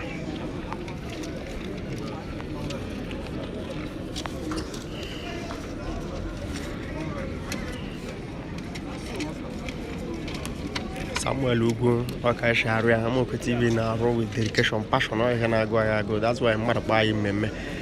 I had done a Kwanukwego, I have been made the very exceptional, unique. And don't you only men on Facebook or she make on YouTube to and dog is save. I'm bobbing on Igwe election, you click and Ugwuaji Igwe election, that's all of pop or up.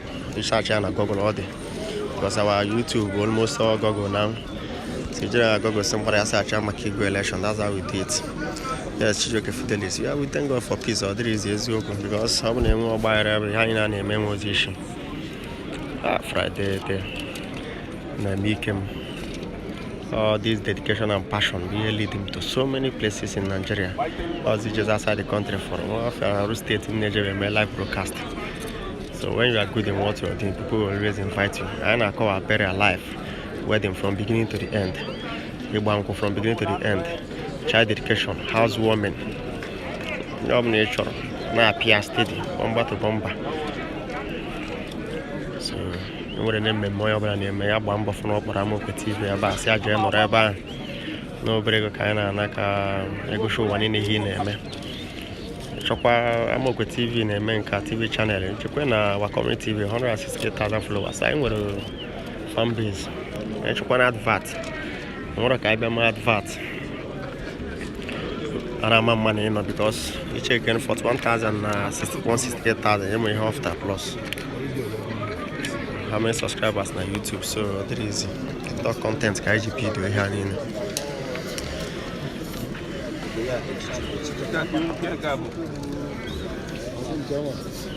Because actually, with the here different places in Igbo land. Like there are many festivals in Igbo land. We have visited their festivals. I've shown it. Even on YouTube, you see a lot of videos. Many masquerade, many culture, many traditions. Like even Southeast Food and Fashion Festival. It just happened a few days ago. It was very, very interesting. I joke Enugu with many things. And this thing Nabia from 16th roadblock is back. Fino Nabia, Flavor, all these people, they'll be there. So I'm going to bribe it in a share. Arinze, Ugwe. Arinze, I need Dalo. So roadblock is back. MHF Food and Fashion Festival and now buying a roadblock. Roadblock 4 days of activities. So I can go school here. And they just work promoting our own thing, promoting our state. Because it doesn't the actual candidate ahead of us. 23. Yes, whatever Naga. Game an issue. Even though they have here on an market of your mar because day before is the Food and Fashion Festival, I can't know motor no motor on the TV, I am with TV motor with brand over I'm with TV in the mother catch with Abuja. That is where God will provide another one for us. But I get down now, I can you went the transport and you went so bad. Bro, I need the book to give the best result and whatever I need. I'm going to go for till the end. Assurance I need. So I about on Agua because about online the son arrange the Kedebun shares your and condos on his life. I'm more common Kahapachaga wasn't the national life. Kedebun shares and I cabun. Share what because Kitab Credit Card. I mean, if not certain Wagon and Key when Kana Gonambo Palace Secretary. So I go to Rana Ben and Key. Somewhere Peters arrange, yes, very good. High name. Dodge of like and Dodge Gaffia. Not my subscribers. Yes, Africa share men kind at least Nibola 9 at the peaceful. No broken in the Canada, can you hear Magomago? Some reporters watching from Asia. Is in the morning we did. I'm hey, didn't come never. The car honorable Peter Nago or Bugoria. Chikadebia Moka for her Dalo. Chijoke Fidelis, my person. Chijoke Shebe with Vidianoa. Chikadebia Shebe with Vidia. Some reporters is in the Shebe and Tia copy the link now. Shanian from Candom Marjuna Life. Aquago China. Okay. Phone and the agent, Ghana, be the agent. Free, the agent. Yes. Dr. Ekwe Okudere. Well done. I need to go to Maran, can Dr. Ekwe Okudere. On your behavior, and I'm with TV in Ebatana, the Mekihana Gaga. Arinze watching from Roma. The son watching from Benin City, Nigeria. That's good. The agent more life. About the cast now, and men are Zoom mother. You're after a bonya here, where you will talk your child.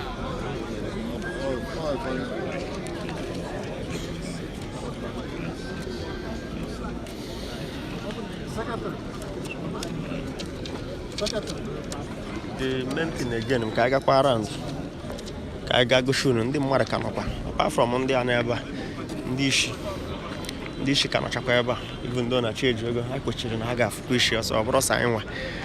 For many people can ever so walk a bend the marriage.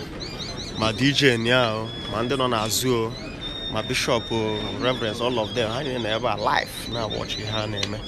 Actually, the show. Me here, me Ghana, because also to vote, you now, but how to vote. They make sure that their vote is counted. I can't have Bambia. What it is? I can't have Bambia. I need to connect with the President General. What it is? Igwe Stanley, I need President General. I need to go in a Bambona, Bashi, Canafona, Ghana, since corner about Bagabata.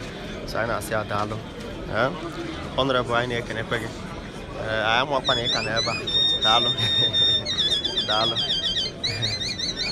unanya if not the city mayor Enugu South Ugwuaji on our life since morning call bịara also no whatever ya na-eche ya ga-fish here ọkwa na enwere akwa na sign n'office ma gbagoro gbada taa bụkwa Monday but ọsị mba ude here so mayor anyị na-ekene gị daalụ ya na o mere accreditation 12 votes mana ọ sị ka addition na vote ye count ya ma o ji ezigbo observer ka ọ bụ anyị na-ekene ndị nọ na canopy bụ ndị Ministry of Local Government, Rural Development and Chieftaincy Affairs. Unu ga-afụ na their staffs bịa mana another person bụ the head of that place bụ the Honorable Commissioner Honorable Dikin Oke Obodo on life nke abụrụ ka aka ọrịa akọrọ ọ chọrọ ịdị sure na ihe niile eme ga n'anya so o jiri aka wee bịa ka o nwee first hand information ọ kọmishọna mara ihe ọ na-eme ị na-anya ịfụ na-agbasago ọrụ ebe by this time mana ịfụ ọrụ ọka na ebe a na-awọchi ka ihe si aga anyị na-akọmend ya na-asị ya daalụ ọrụ otego ọ bụrụ taa ka ọ rụwara ọrụ dị iche iche n'Enugu steeti anyị na-asị ya daalụ inekwa anya ịfụ ndị ọzọ dịgasị iche iche the city rep ka nọkwa unu ga-afụ the city rep Honorable Chima atụ onye na-anọchite anya Enugu South and Enugu North onye ka eji akpọrọ ya city rep maka ịma na Enugu South and North bụ nnukwu obodo n'Enugu mana oshi Abuja tụọ down nọrọ ebe a since mụghachi na ọ na-agosi efu ngagide na ncha mụkwa anya so anyị na-ekene gị ọ ndị chọkwa Ugwuaji dị mma ka ya na-aga and they are very happy ọ sị na atụcha vote mana ya chọrọ ka vote kantụ onye ma o ji wee nọrọ ebe a ndị mmadụ na-ekenekwe gị daalụ ya bara gị anyị na-ekenekwe gị onye isi daalụ ọ dị ka ndị sekuriti na-eze ebe a so ka anyị tụgharịa nachikwa azụ ebe a na-eme sorting and counting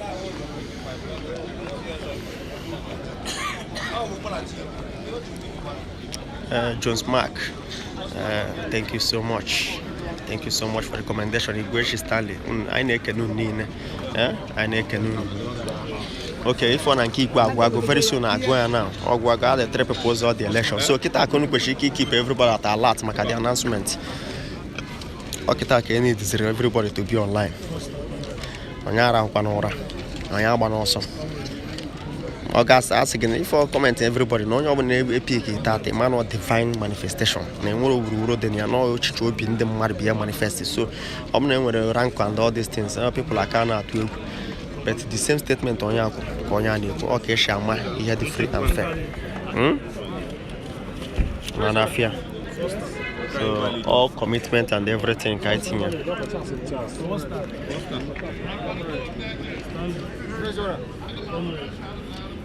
Thank you all for the commendation. Thank you so much. I'm very grateful. And as you know, recommendation for more jobs. Or you're gonna grow our company. Because the money what I've got 2,000 or 1,000 kind with I already grow more and more. Because media in South is not like behind. And I neglect media in South is but what we want to do is to show our own. If you don't tell your story, if you don't show your own, another person will tell it the wrong way. So that's why I quit you. Oshike. Negotiation Koshaga.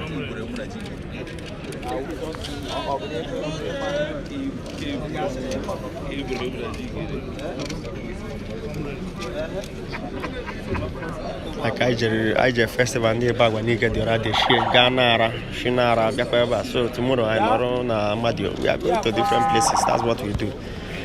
Friday, the Ask our banner. Yes, Ugwuaji is great already.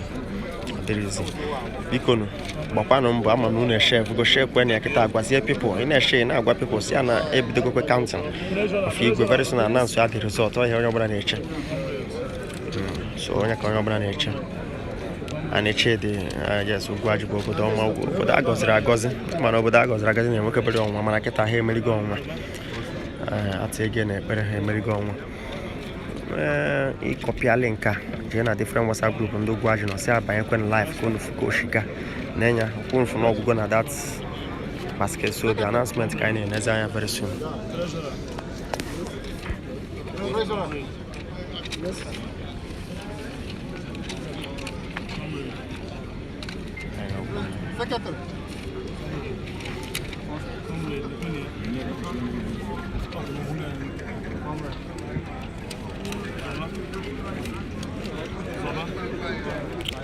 Enyi nwoke Honorable Peter Uchenna meche hapụ m Yarahora, Konelindi, Nose online. I'm happy na Friday they can online on Yankim. Friday dine can again like and then about a life which money I could Morin the golf go. Morin Cabana. Chamakapan. Chamaka. Oh, I will be teaching nature Iwago.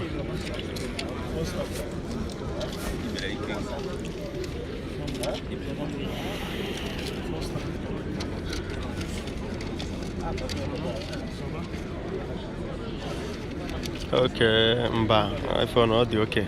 You know I have endeavor. I wish you all the best. Oh, you can get you more and more. You have nature, wherever you know.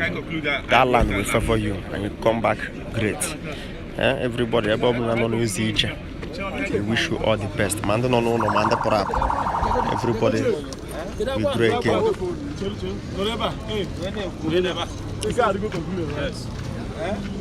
So, my chairman election committee, yeah, you know, councillor Neba, everybody Neba.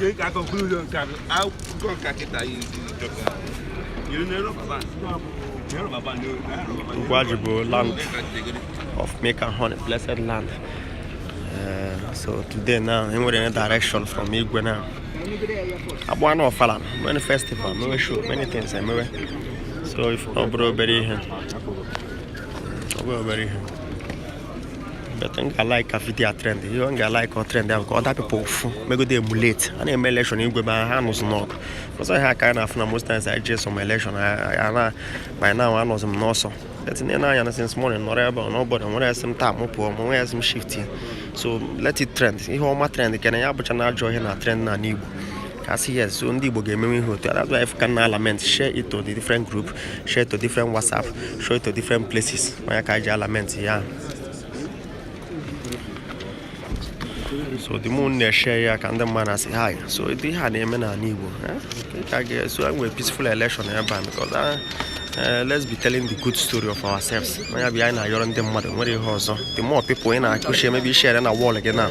When we group on the we share a more group of share. I was after say hey, the election I can name na Nigeria. The big one name and Igbo. It's a good story. That's a trend. I just story mbani na naje ime election ya ba akugbo mmara naje ime election onye obuna na oso naje ime election all those stories it's not good. So let people watch this one. They will use that as an example. If the Igwe Bezudo, so you're supposed to be peaceful. Igwe and Ugwuaji Bezudo. So there is no going back for you not to be peaceful. Anything not coming out of being peaceful, Abrozezudo. So let it trend. Chidreke Fidelis, yes. Thank you. And my share on the share because thank you. Oh, thank you. Darling. Nature. Nature can never Santiago go. I can again. Santiago. Darling. So Ken Kanago. Ken Kanago now. Ken Kanago. Treasurer can conclude the treasurer, okay. Kuna forget me go the whole sorting. So final counting.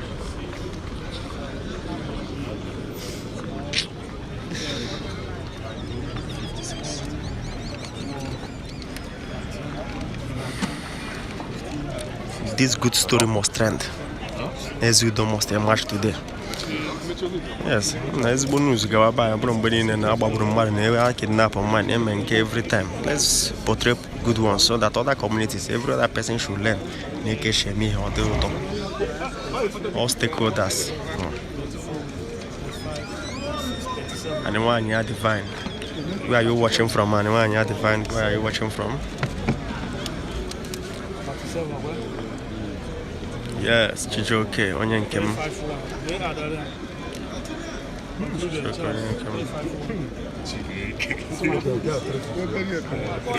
Conclude invalid.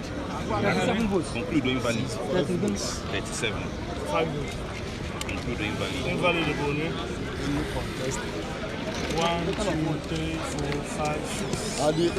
Them and the party and the agent myself, they are happy with themselves. So, what are you talking here? This thing, no, I'm not trendy. Man, who not trust back or trend, one who are called the Naka, who are going to game a coffee. The second one, boy, open out to Taraka. In a shake on what he has on the yes, book caption, share. Pulana join.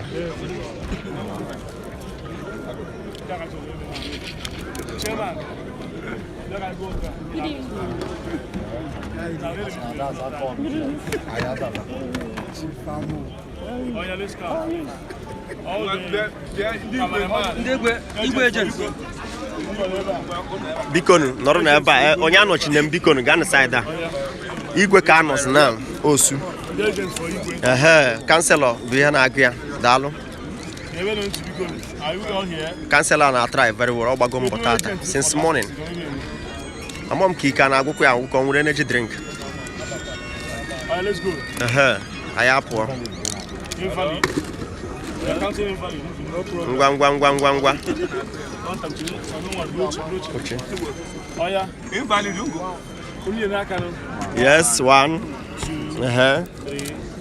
4 5 6 kpọwakwa na onye ọbụla ose etigo 10 11 12 13 14 15 16 17 yes, Emmanuel Ebuka make na watch share kwa ya share nya no dịka osugo kwe yes.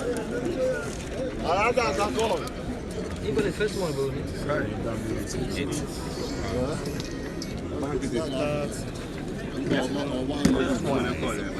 Just one.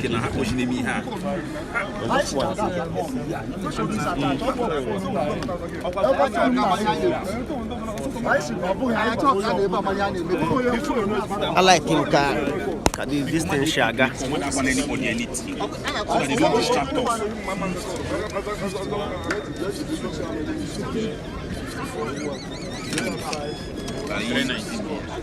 Yes, 319. My chairman has not announced himself. Invalid 61. Invalid 61. Okun na afia. For Igwe, invalid 61. Invalid 61. There and there. There.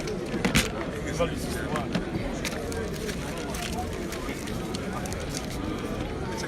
One. For the first one.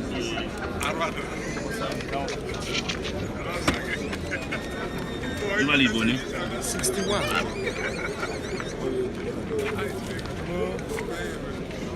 Yeah. 1, 2, 3, 4, 5, 6, 7, 8,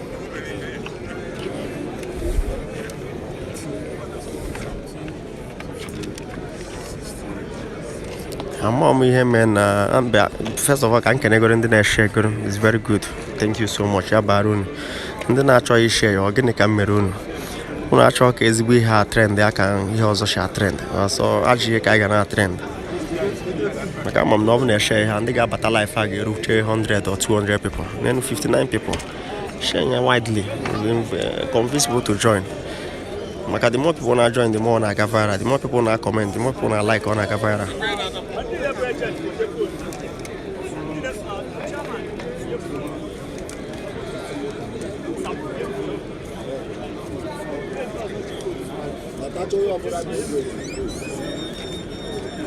Hey.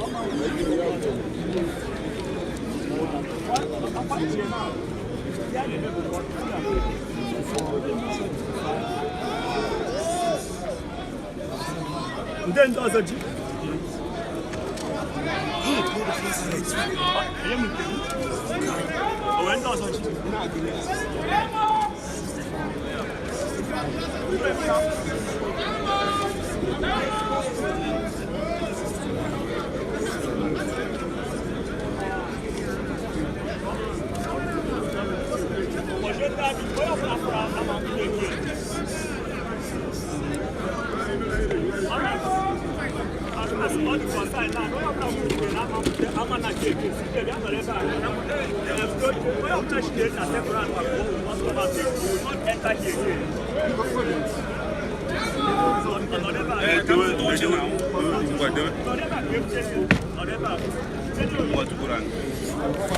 Na gwana ya bụ nshi esoro ya, ọ dị important.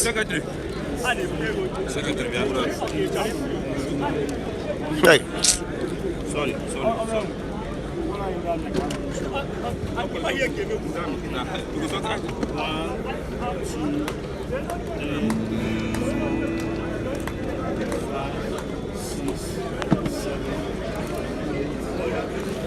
Friday there, ya ka Vietnam there.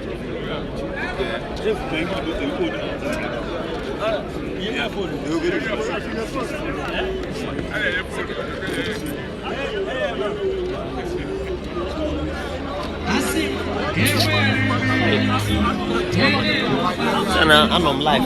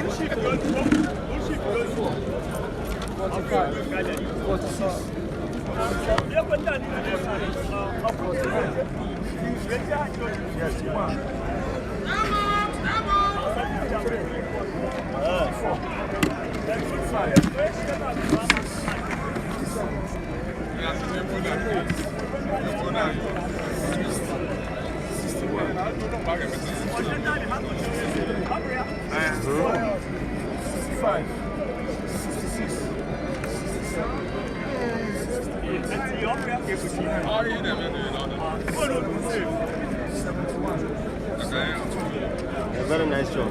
But they have 275. That's the election. And I come from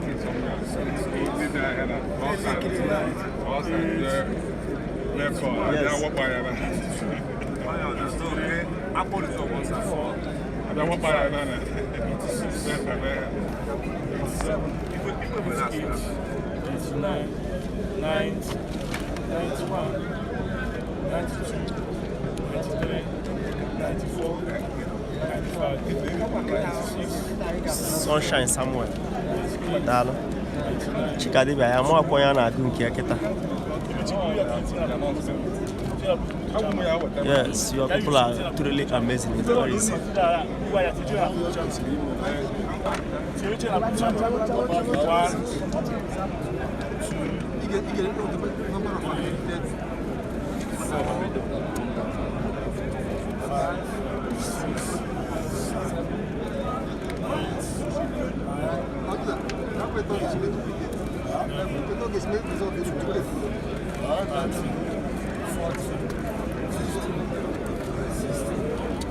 They direct in a minute, and I was there with this one here. German, I think when you're now to go. I can't go over all the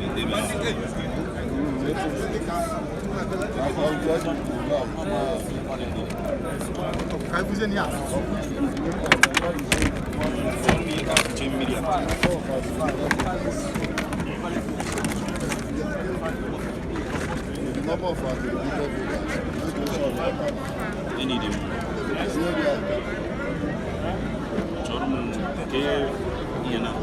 Ballot paper.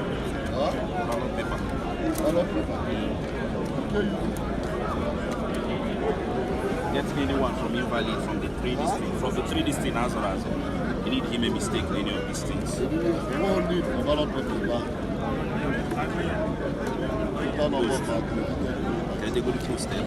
Anywhere you're watching from, this is the live election update coming from community primary school Ugwuaji, where the Igwe election took place. They are now counting the votes for Igwe ship. They have done that for treasurer, palace secretary. Now is for Igwe, and is ongoing. So as you are watching, let us know where you're watching from. Let us know what is happening. Let us know how you feel about the peaceful atmosphere of the election. It's not easy. Sunshine Samuel watching from FCT Abuja. Nwobodagu, Nwangwu, Nwagwu, Agu, Nwobodagu, Nwagwu. Dalo.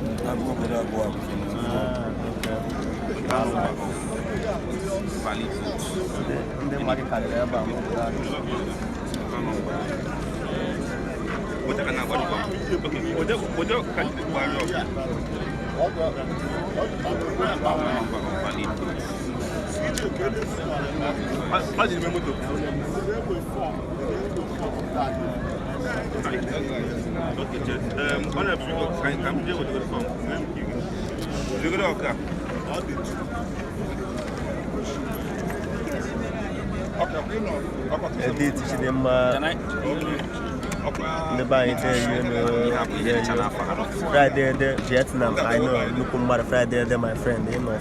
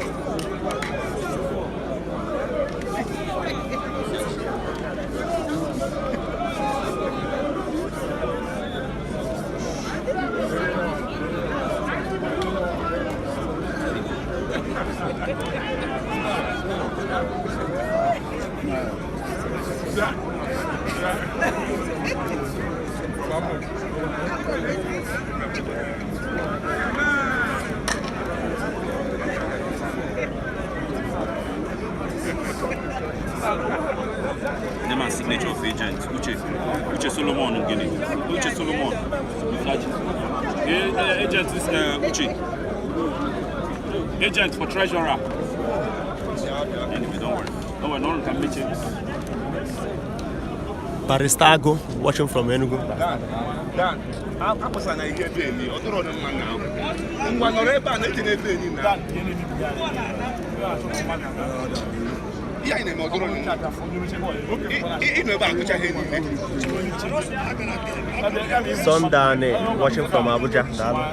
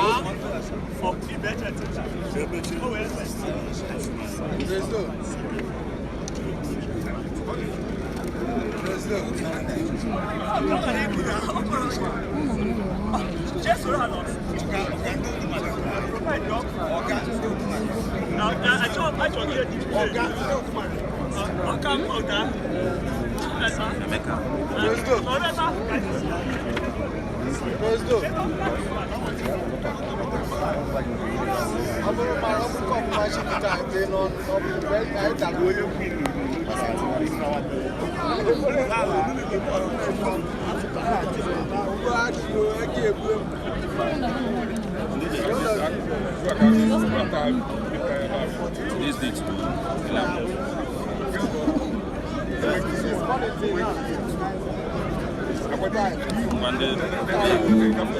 Ima your WhatsApp, write your name and signature.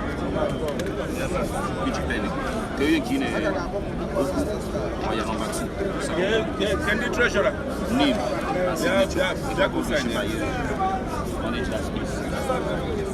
Telling that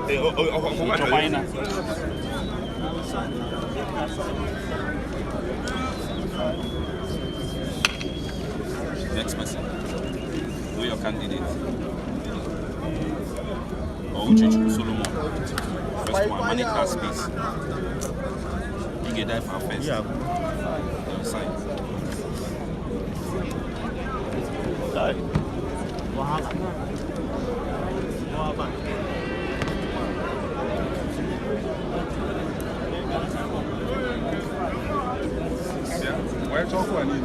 The person take your phone now on.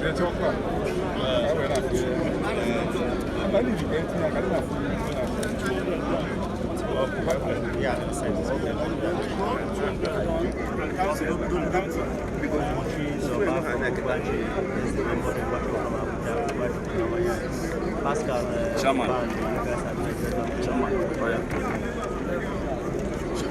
Chairman, yeah, definitely.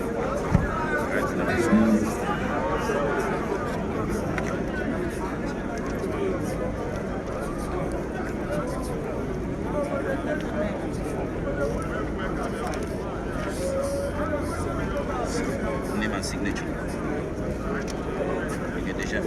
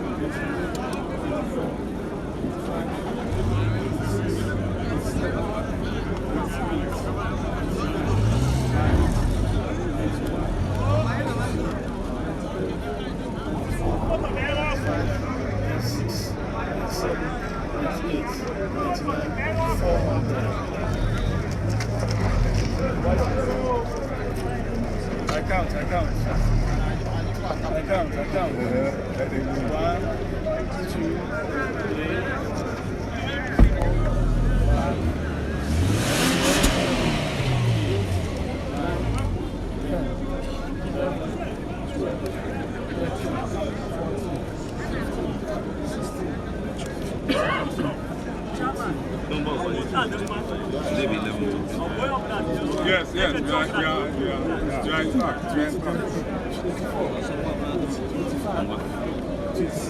Name and signature.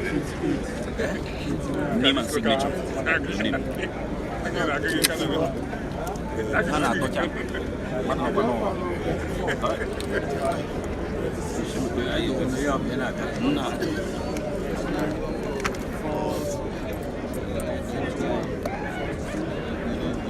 Yes. Yeah, one more. Bye.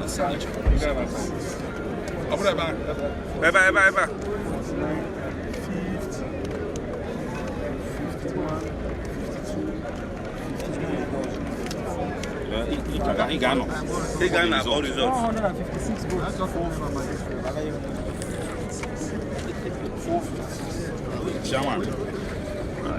Okay. Let's go. Let's go.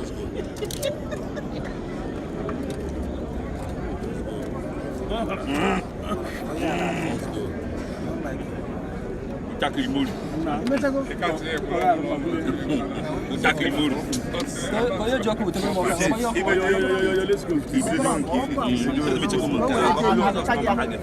The last one.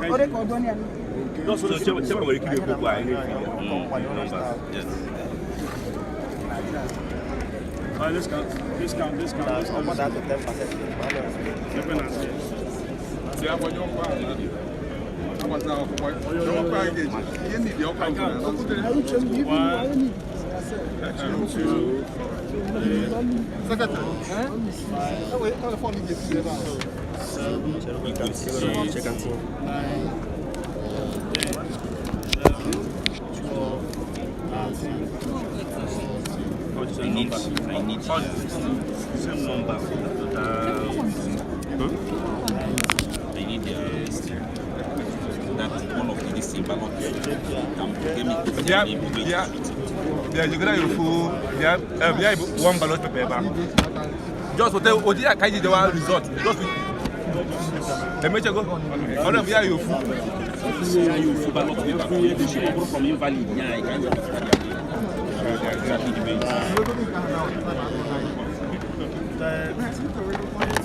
Me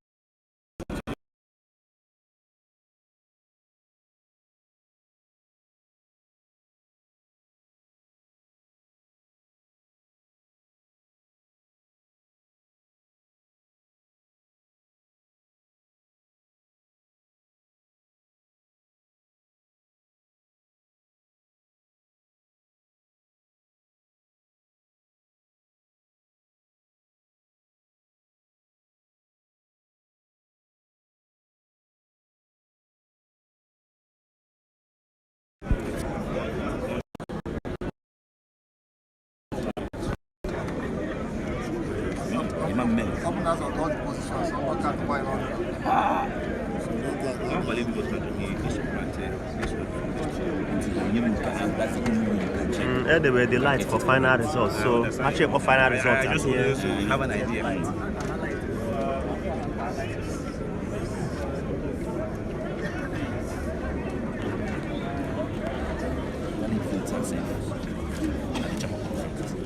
Why? Value foods.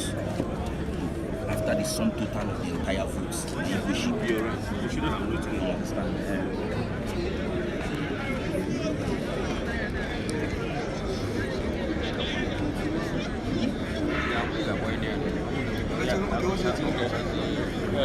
Why not touch that?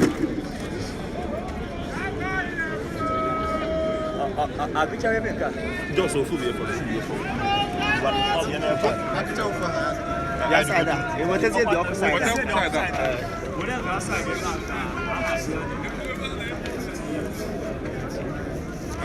I get shifted over.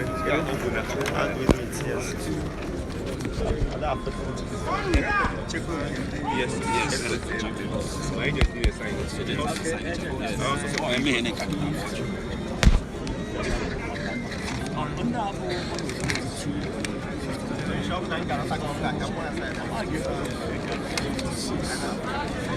Ja, die voet aan die klecht aan dan die voet.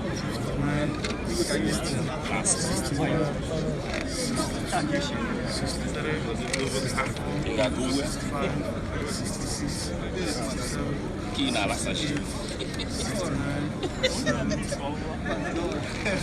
Ja, chama ro aqui. Ja, eu consigo. Ja, eu sei como. Chama só a por muque.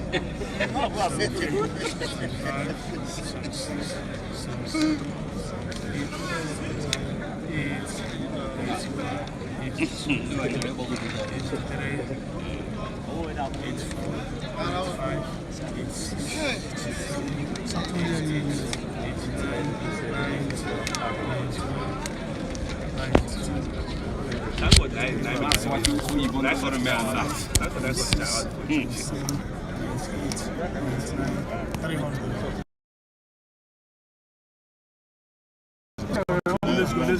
Let's go.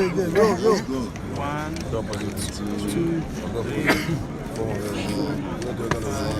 6, 7, 8, 9, 10, 11, 12, 13, 14, 15, 16, 17, 18, 19, 20, 21, 22, 23, 24, 25, 26, 27, 28, 29, 30, 31, 32, 33, 34, 35, 36, 37,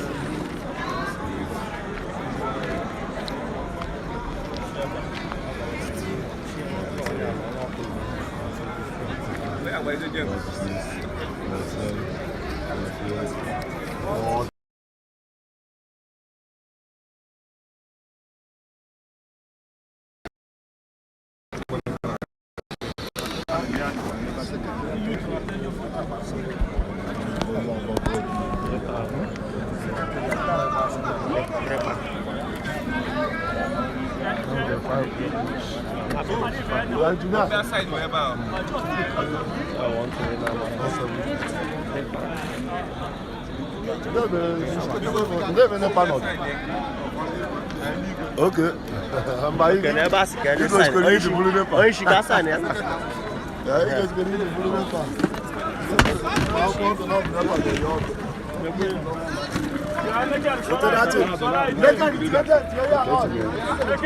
LGA results or sign and the party agent in the sign. So get ready. So get ready for the results. When you check off for results, I share to the person immediately.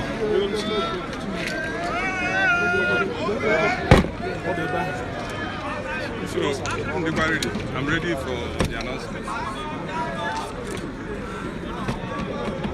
So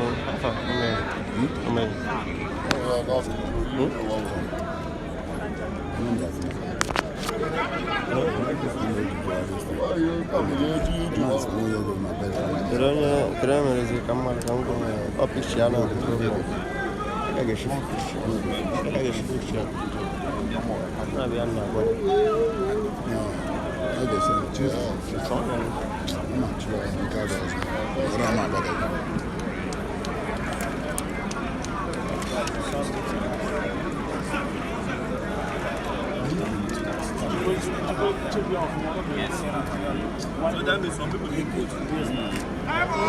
just draw a line across. And sign across.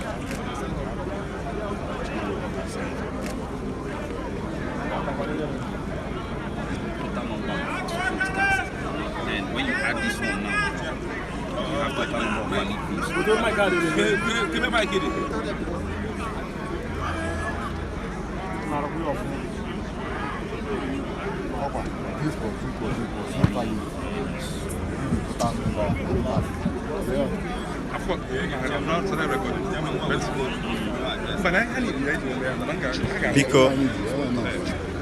Biko inanya efuka ya biye shaga.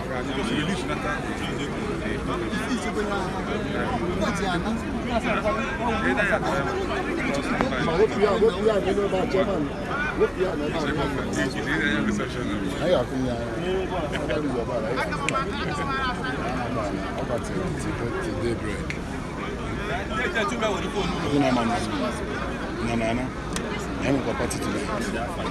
I'm not going genuine tonight for the party. I'm going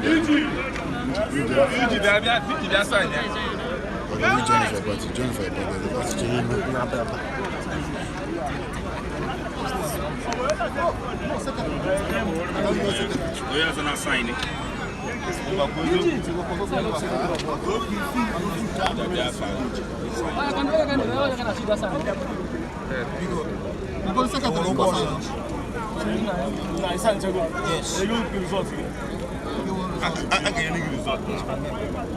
All eyes on Judiciary.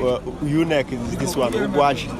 Ugwuaji Electoral Committee. So this is not INEC, but UNEC, Ugwuaji Electoral Commission. Hey, Osu. Moye kozi awe for okuya. Where nazu? Where nazu awe for oku? We for oku nka na reflect. Actually, for results now. So. Ugwuaji. You go look at your former. I like a chileke. I am a particular chicote and do not. People look at the guy for result. Every positions I never has on. Every positions and I contest one of post. I don't return to the elected. Traditional Prime Minister, also no. Independent when you return on the post for Ambassador Ikechupu Obodo.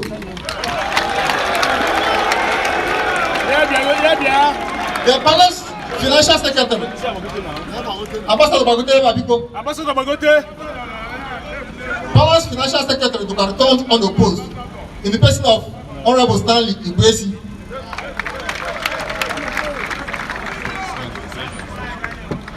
Then treasurer.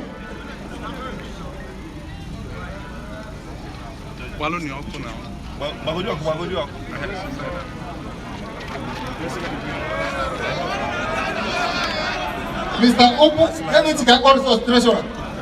Mr. Opu Okechukwu, you. There. 319 votes. With your phone. Come on. That Mr. Chukwu, Chief Charles Emeka Obodo scored 351 votes. Mr. Uchechukwu Solomon Mfiaji scored 356 votes. So Uchechukwu Solomon Mfiaji win the treasurer. Ugwuaji Town Union.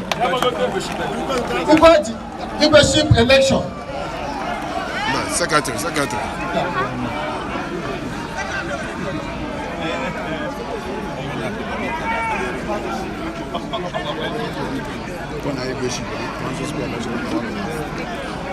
For the position of secretary,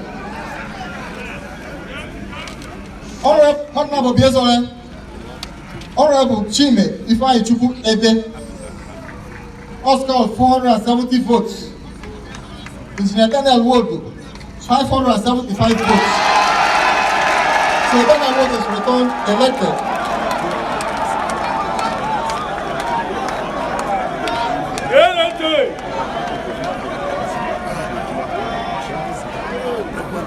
For the position of Igwe,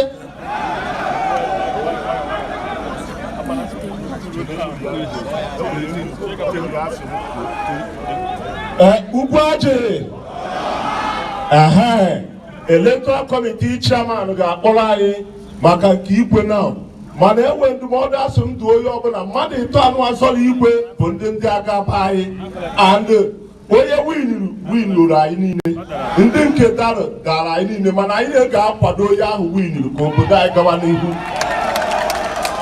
Ugwuaji, when it was an election, Makaigwe, like we know, Chief John Foster Ene has scored 235 votes.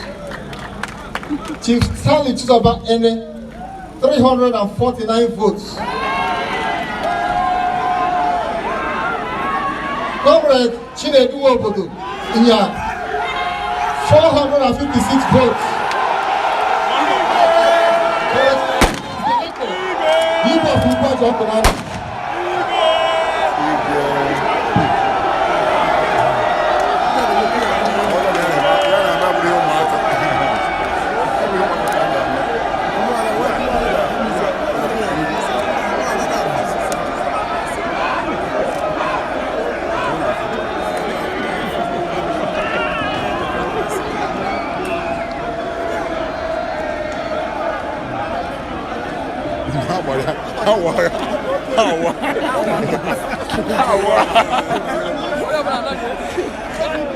Ụlọ anụghị nwa obodo ihe win ziri Igwe Chinedu nwa obodo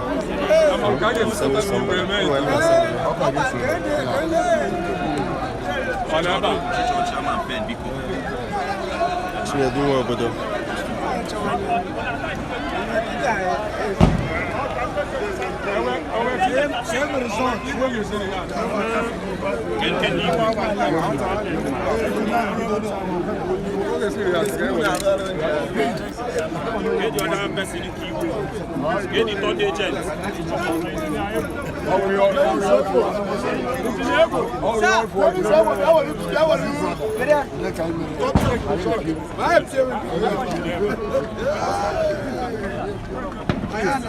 Please.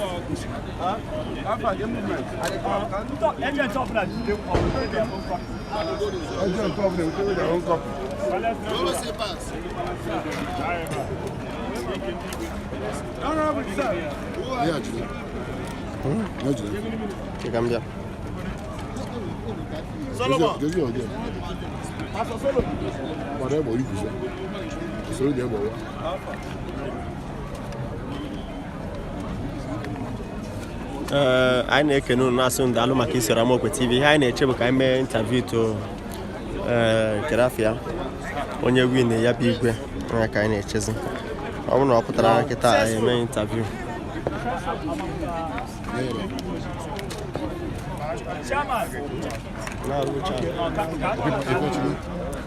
This is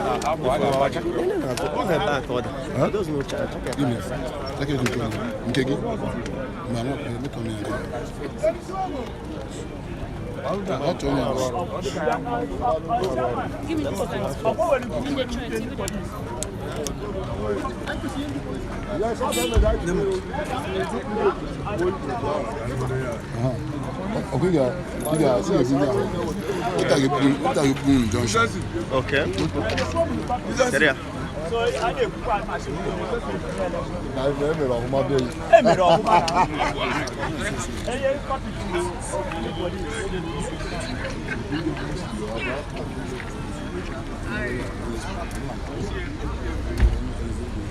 Onye na-abata ya na-agwa anyị ebe ochesara na-agwa anyị ebumnobi ya na-share experience ya na-edekwa congratulation at the same time. So anyị na-ekene unu maka isonyere anyị na Amope TV as we the thought of Ugwuaji community.